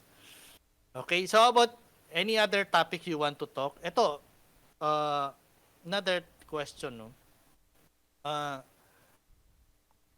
Publisher. So, ito medyo mainit talaga tong topic, guys, no? Do we really need publisher, especially if you're just an indie game developer? So, if you have knowledge about publisher, perfect to share that. So, what is the pros and the cons? Ano pang disadvantage at advantage? Alam ko isa sa mga disadvantage, they will have a cut on your revenue. So, until when, I do not know that kasi and so on, hindi ko pa talaga na-try. But right now, I'm opening this topic so that you can share kasi I'm also the one person who wants to learn from you. Okay? So, syempre, sinong gusto mauna? May alam dyan? Do we need publisher? Yep. Ano siguro, no, that's one beauty sa industry natin. No? So, for example, yung sinasabi mo kay Joe kanina na dapat mag-talk, mag-reach out. Yun, pwedeng isang option nila is if gusto nila talaga mag-focus sa game, maghanap na lang ng publisher. Ano yan eh, parang uso yan eh, lalo sa hyper-casual. Merong mga hyper-casual publisher na ano ko rin yun, na-experience ko rin yun. Nag-o-offer sila sa mga developer na sa kanila manggagaling yung idea and then magda-develop ka lang, babalik mo sa kanila, sila na bahala mag-test.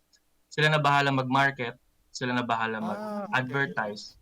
So, ayun, that's one option sa atin. Pwede rin sa indie game developers yun. So, yeah. So, in your experience, ganun yung publisher, bali sila talaga ang lumapit. And then, pwede ka rin mag-pitch sa kanila if gusto mo ipapublish yung game mo. Okay. How about si Chair Table? What do you think? Well, it's Publisher. it's mostly the same things that I told you from last time, and it's also like like what Sean here already said. In my case, I'm very cautious when it comes to which publishers that I do want to talk to, because you have to also kind of make sure that you basically get the cut of the, because they get they get a cut of your revenue that your game kind of earns, and you want to make sure that you're happy with that amount, and basically publishers, like they're the ones who publish the game for you, like just like what Sean says, they're the ones that do the marketing and all that stuff. Like you gotta just keep in mind, like is this something what I need? Is what they're offering in marketing something is it something that will definitely help you out better compared to you doing it yourself? Sometimes some of these publishers will offer publishing your game on specific consoles. Is this something that you're willing to let others do for you? or is this something that you want to handle yourself and get all the revenue and handle all the costs, or do you want them to handle that for you? It all comes down to, is this something you need? Is this publisher giving you everything that you need? It does. And I think the more important thing is does this publisher understand you? Because sometimes you can kind of get stuck with a publisher that does things that you don't want. Some publishers can kind of give you instructions on what has to be in the game, and sometimes maybe you don't want to do that. And so like, try to look, for publishers, it's mostly look for a publisher that gives you what you want and understands you. So when it comes to, I do get, like, contacted by many publishers. I basically the only few that kind of got my interest are the publishers that publish games that I'm really interested in, because they understand the type of games I work on, and they know, like, what I actually need. But sometimes some of the things they offer are not exactly what I need. For example, like I some of my games are published with multiple languages, like Japanese, Spanish, Portuguese, and so some of these would offer languages that I don't think really has that much of a reach on the countries that are provided. So sometimes, just decide if it's kind of worth it. But yeah. There are a few times where it's pretty close that I accepted a deal from a publisher, just because they were the type of publishers that I did like. But overall, I'm just the type of person that kind of just wants control over what I do. So it's one of those cases where it's kind of hard to persuade me for that. It's more of a personal Okay. thing for me. Dito sa atin sa Pilipinas, no? I think we lack information. I think hopefully, no, tayo mga game developer, na we also have this information as to who is a good and bad publisher. Sorry to mention, pero kasi we heard a lot of horror story, di ba? Yes. Sa Mhm. online. So, parang siyempre, isa din yun sa mga game developer tulad sa atin, makakatulong din if we can identify who are good and bad publisher. Follow-up ko tanong kay Sean, I have no reaction about the publisher kasi I have no experience yet. It's more on questioning ako ngayon sa inyo, may alam.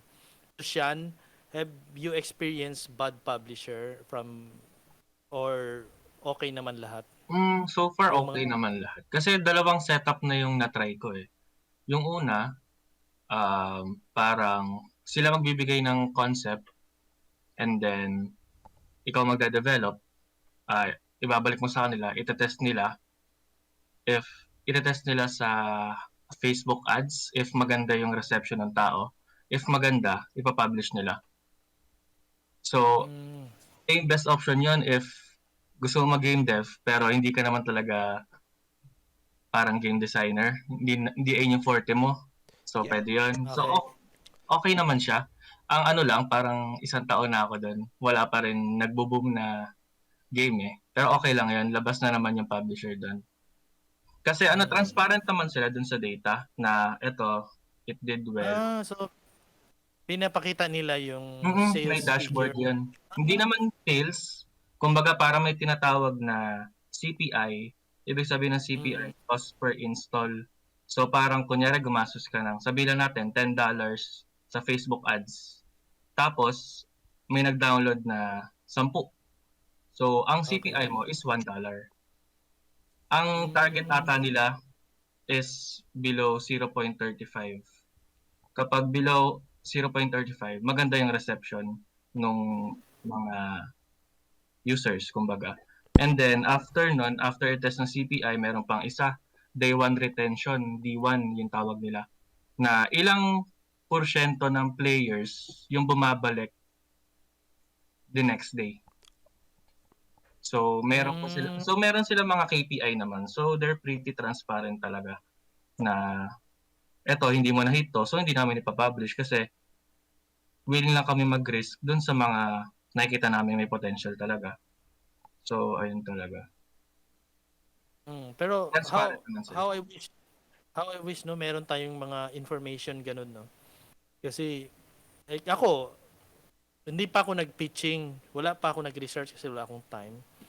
But you know, somehow if that time will come, hopefully doon ako babagsak sa tamang publisher kasi I heard a lot of horror stories, especially pag console yung game mo. Console publishing yung game mo like Steam, Switch, dyan marami talagang mga buaya narinig ko sa mga iba eh. So hopefully may mga information tayo na mga ganun din. So dito ba sa Pilipinas maraming mga local publisher or mostly foreigner lang talaga?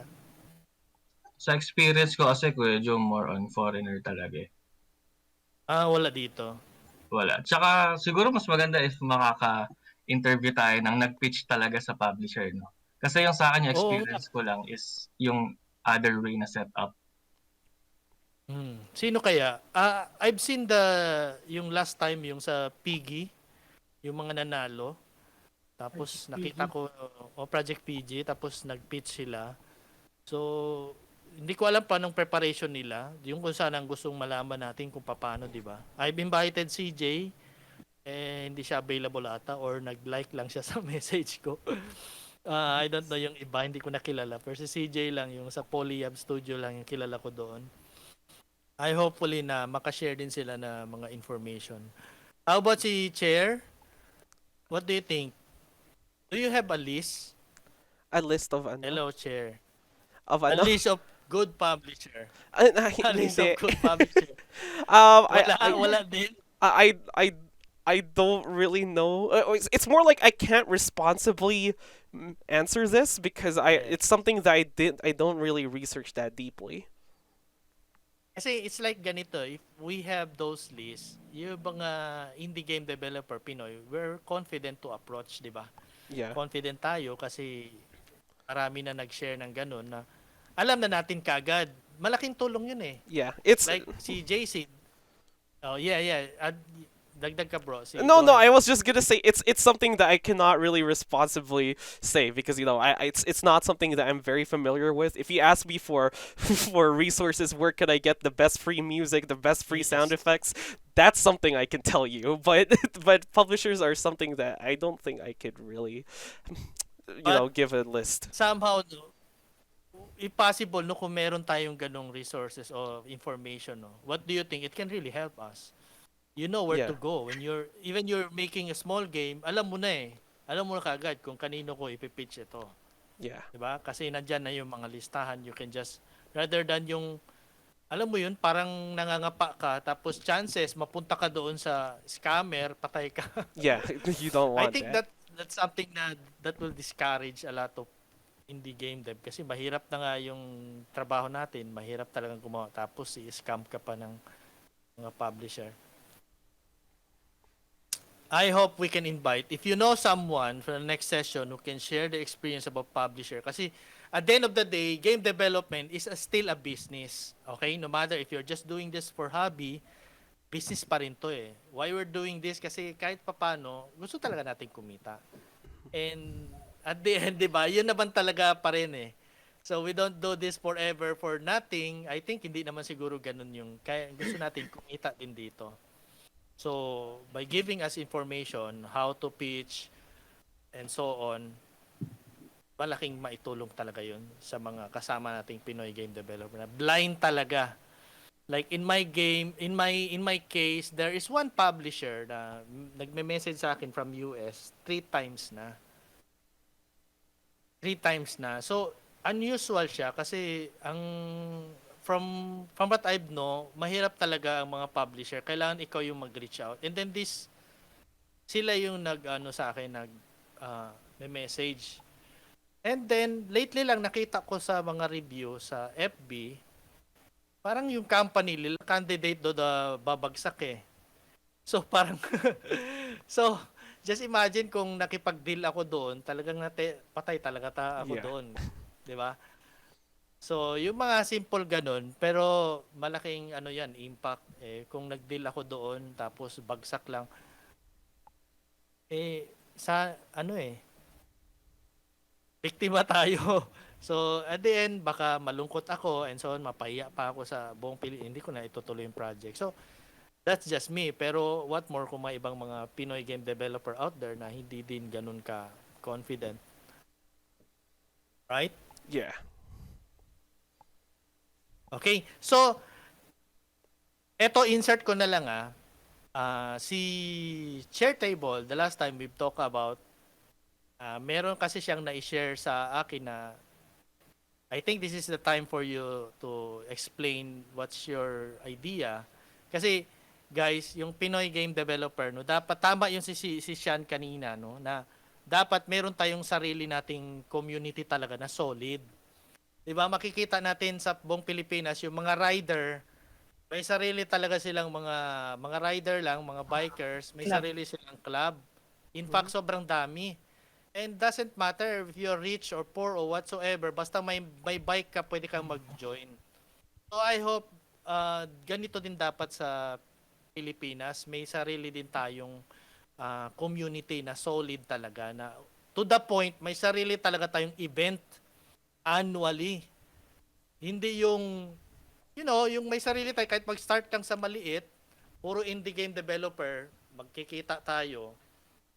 And then we can come up and then eventually magkakaroon tayo ng annual event na pinopromote talaga yung mga kanya-kanya nating project.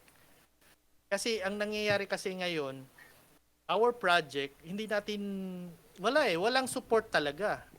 Kasi kanino mo i-promote yan? Sa mga YouTuber? Mga YouTuber naman, ang hirap talaga silang, ako swerte lang, meron akong nakausap. Pero ang hirap sa 20 na nakausap ko, 2 lang ang nag-oo.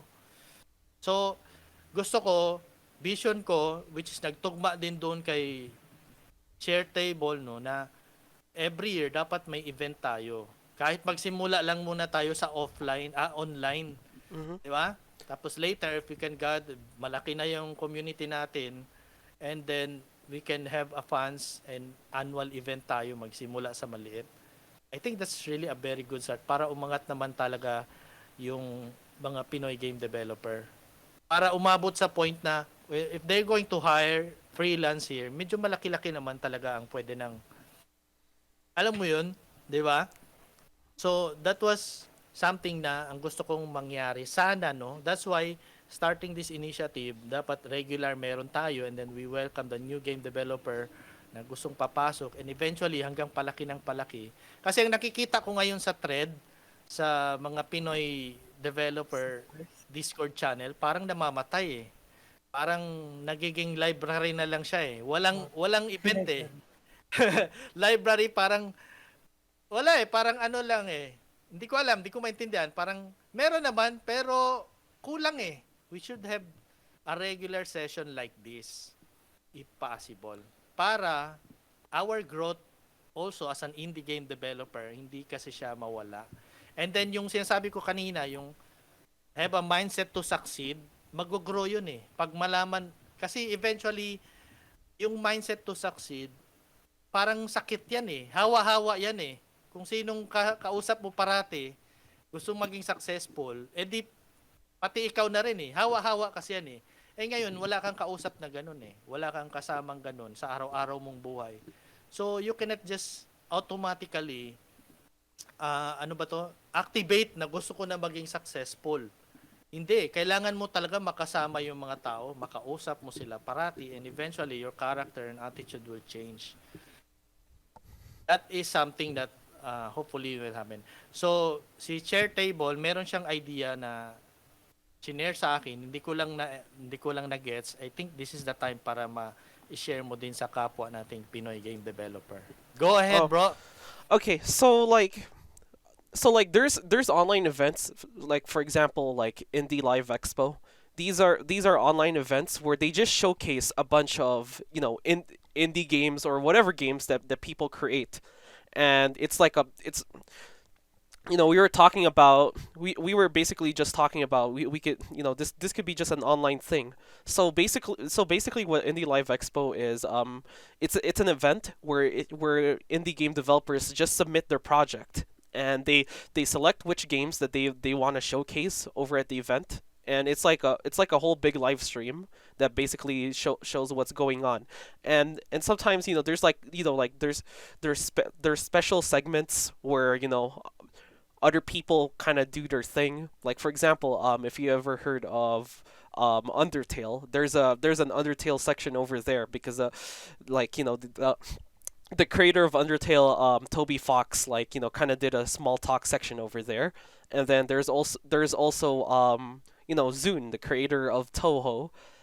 He made like a special music over there, so we got to kind of know him better at like one segment of the whole big live stream. So the whole big live stream is just them talking about like every game that was submitted, and they just have a whole big discussion of it. It's like a whole big showcase. So what I was basically just kind of thinking is, maybe if you're planning to do an event like this, just basically create a small website, even if you just use a website builder like Wix or Weebly or WordPress.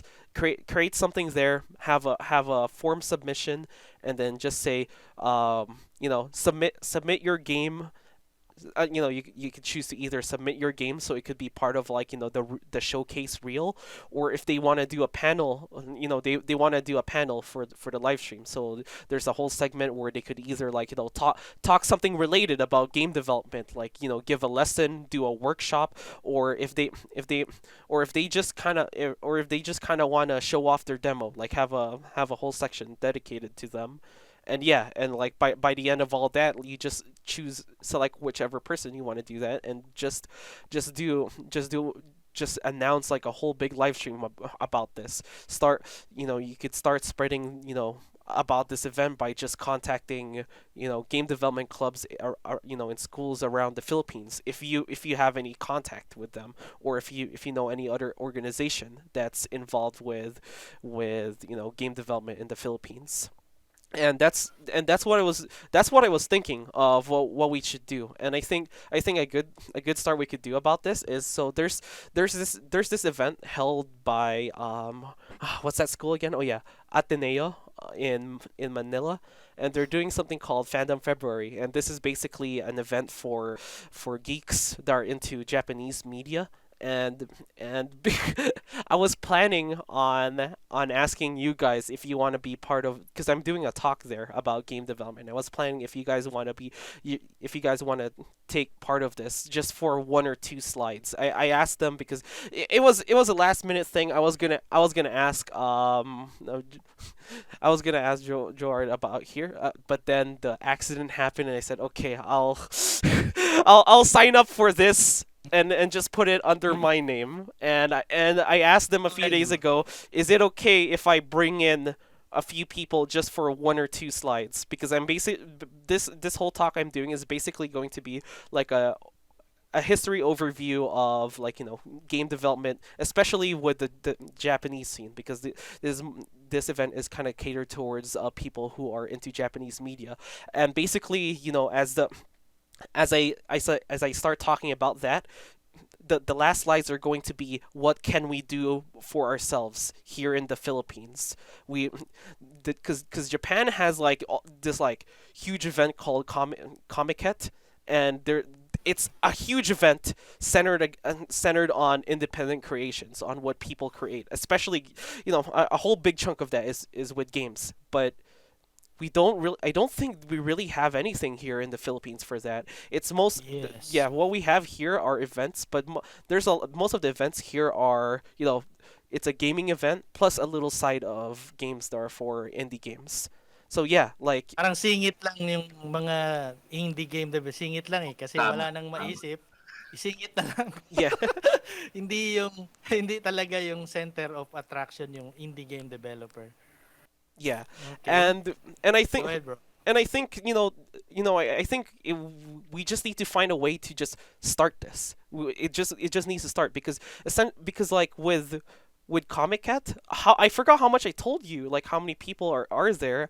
There's like I think I said 500,000 people that attends that event, Oh my god. with lines that extend like all the way across the bridge it's insane how many people are just interested in seeing, what local people have created. And I think even if it's not going to be that big, I think we could at least start interest for, like a larger interest for people creating things in the Yeah, Philippines. And that's why I said, exactly. after I start talking about, like, how independent creations are really important in Japan, the last slides are just going to be, what can we do here in the Philippines? And that's where when I'm planning to bring in you guys, if you guys are interested, to just talk, like, I have an even if it's like idea. 10 to 15 minutes. Yeah. Okay, bro. I think I have also an idea how we can promote each other. This time, how we can promote each other. Okay? Because the publisher don't care about us. So, it's time that we have to just yung magtulungan na lang talaga tayo. Hey, by the way, where's Sean? Hello, Yeah, Sean. Sean's here. Nawala si Sean. Hello. Nawala ka din. Nandiyan ka lang? Yep, Okay, dito nandito sa ako. akin, dalawa na kayo ang wala eh. Si Oh, JC na lang. Eh, it's okay. As long as andyan naman kayo. yeah, on my Okay, I screen have an everyone's idea, here. guys. Oh, okay. I have an idea. What if every 2 weeks we have a session and we're, we're going to have a review, uh, specific demo kasama natin, and Oh, it's going to be a panel review. Uh, that's gonna be a the way bit. I experienced, Oh. what do you mean? That's going to be a bit. No, I'm just saying that's gonna be a bit difficult, especially for like other developers that have a lot of other things in their life. I'd say if we do this in a longer time span, because sometimes 2 weeks is it and is o- sometimes 2 weeks is Okay, enough okay. just to do one single new feature. And if we keep Ah, doing this like every 2 weeks, it's gonna basically look the same every single time. I think if it's gonna be a longer Okay. scale, there's gonna be a bigger surprise with each other's projects, and there's a bigger motivation Okay, okay. factor. I get you. I get you, bro. Pero I think we can start that way. Just review the demo of our fellow Pinoy game developer. 'Di ba? Parang it's cool. It's also a cool way that you are also not only you are reviewing, helping, but we are also promoting that person, that game developer and his demo. So I think Mhm. that will really help, 'di ba? Kasi parang wala talagang nagre-review sa mga product kasi maybe they're afraid, pero pag fellow game developer, we understand each other's struggle, 'di ba? So it's how the way we're going to review is really coming from our heart and professionally talaga. Hindi yung para lang may masabi, 'di ba? So I think we can start that. Uh, it's a good idea din para masimulan din natin talaga na mag-scrutinize, makatulong sa fellow natin, 'di ba?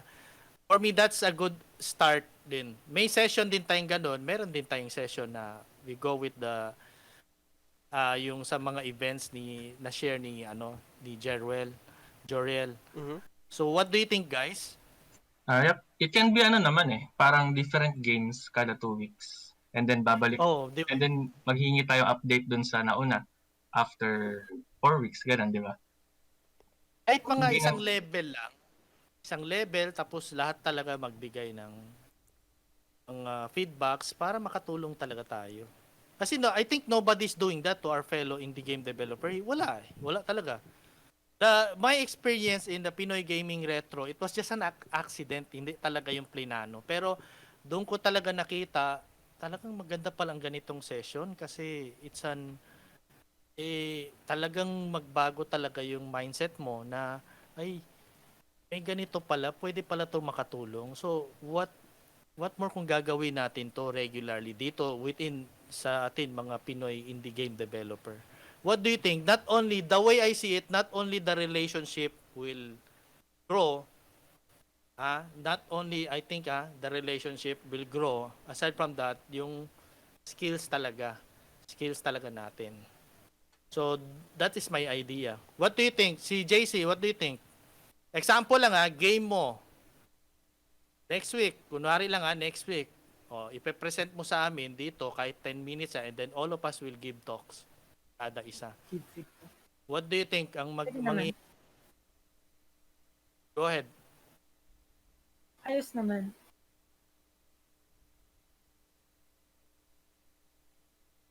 Si Chair Table. Part na session na parang may, ang sa sinabi kanina nga, may panel. Ganun.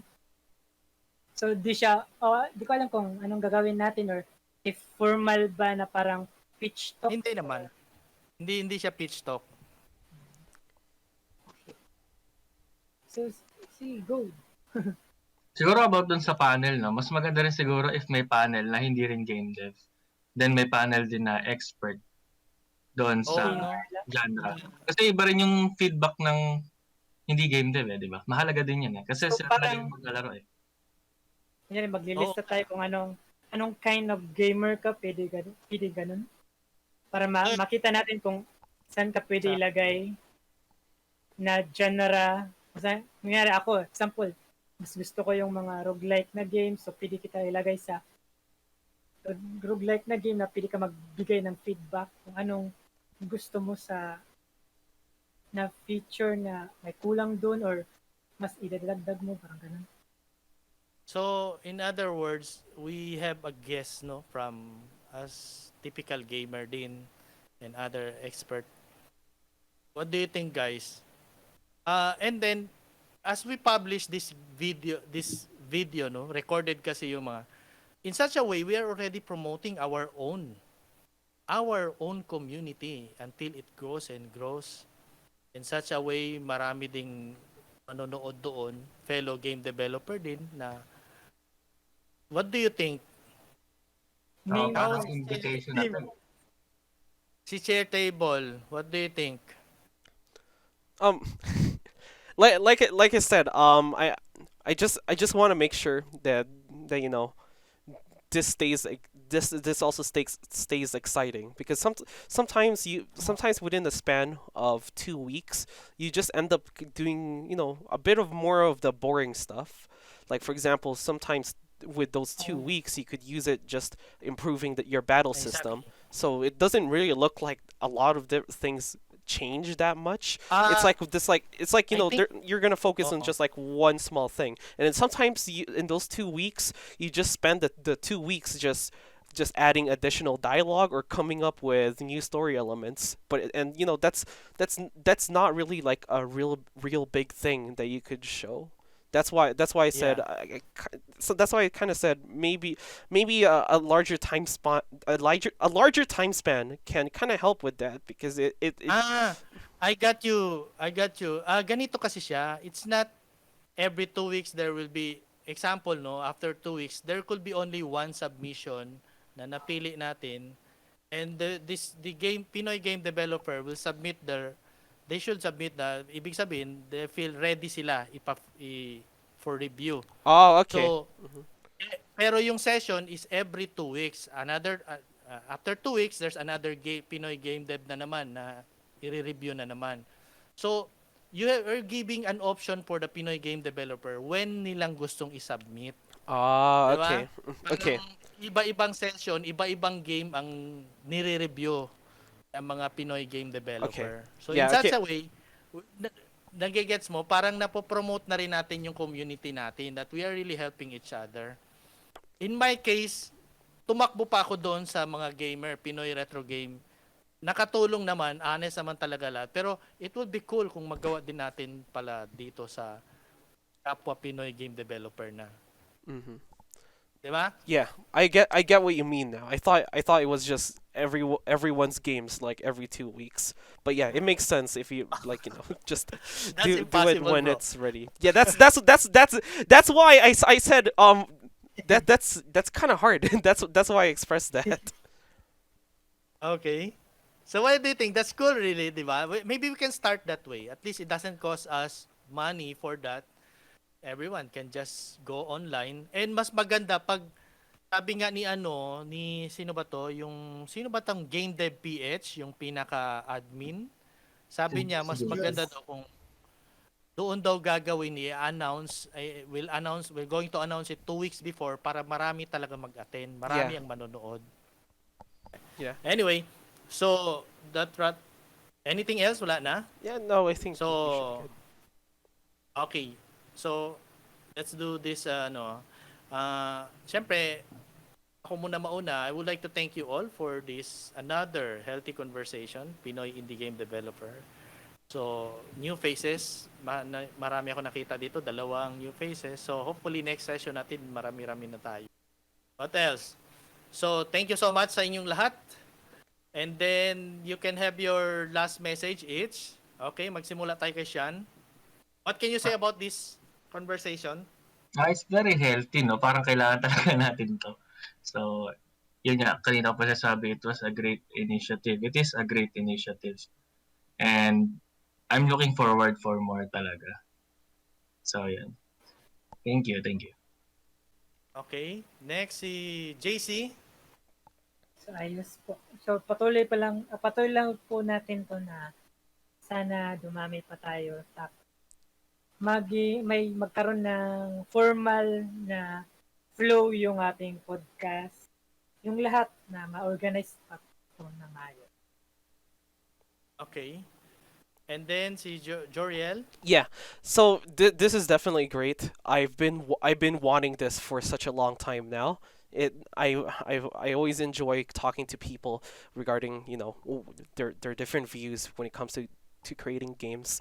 It's fun doing this because there's not a lot of people I know that I could constantly talk about with the same mindset of a developer. That's why this is great. It's really fun, and I look forward to doing this again. Okay. So, nothing else. So, thank you so much sa inyong lahat.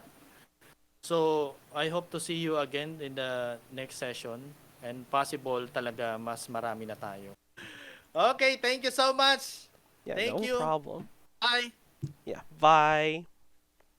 Bye-bye. Thank you, thank you.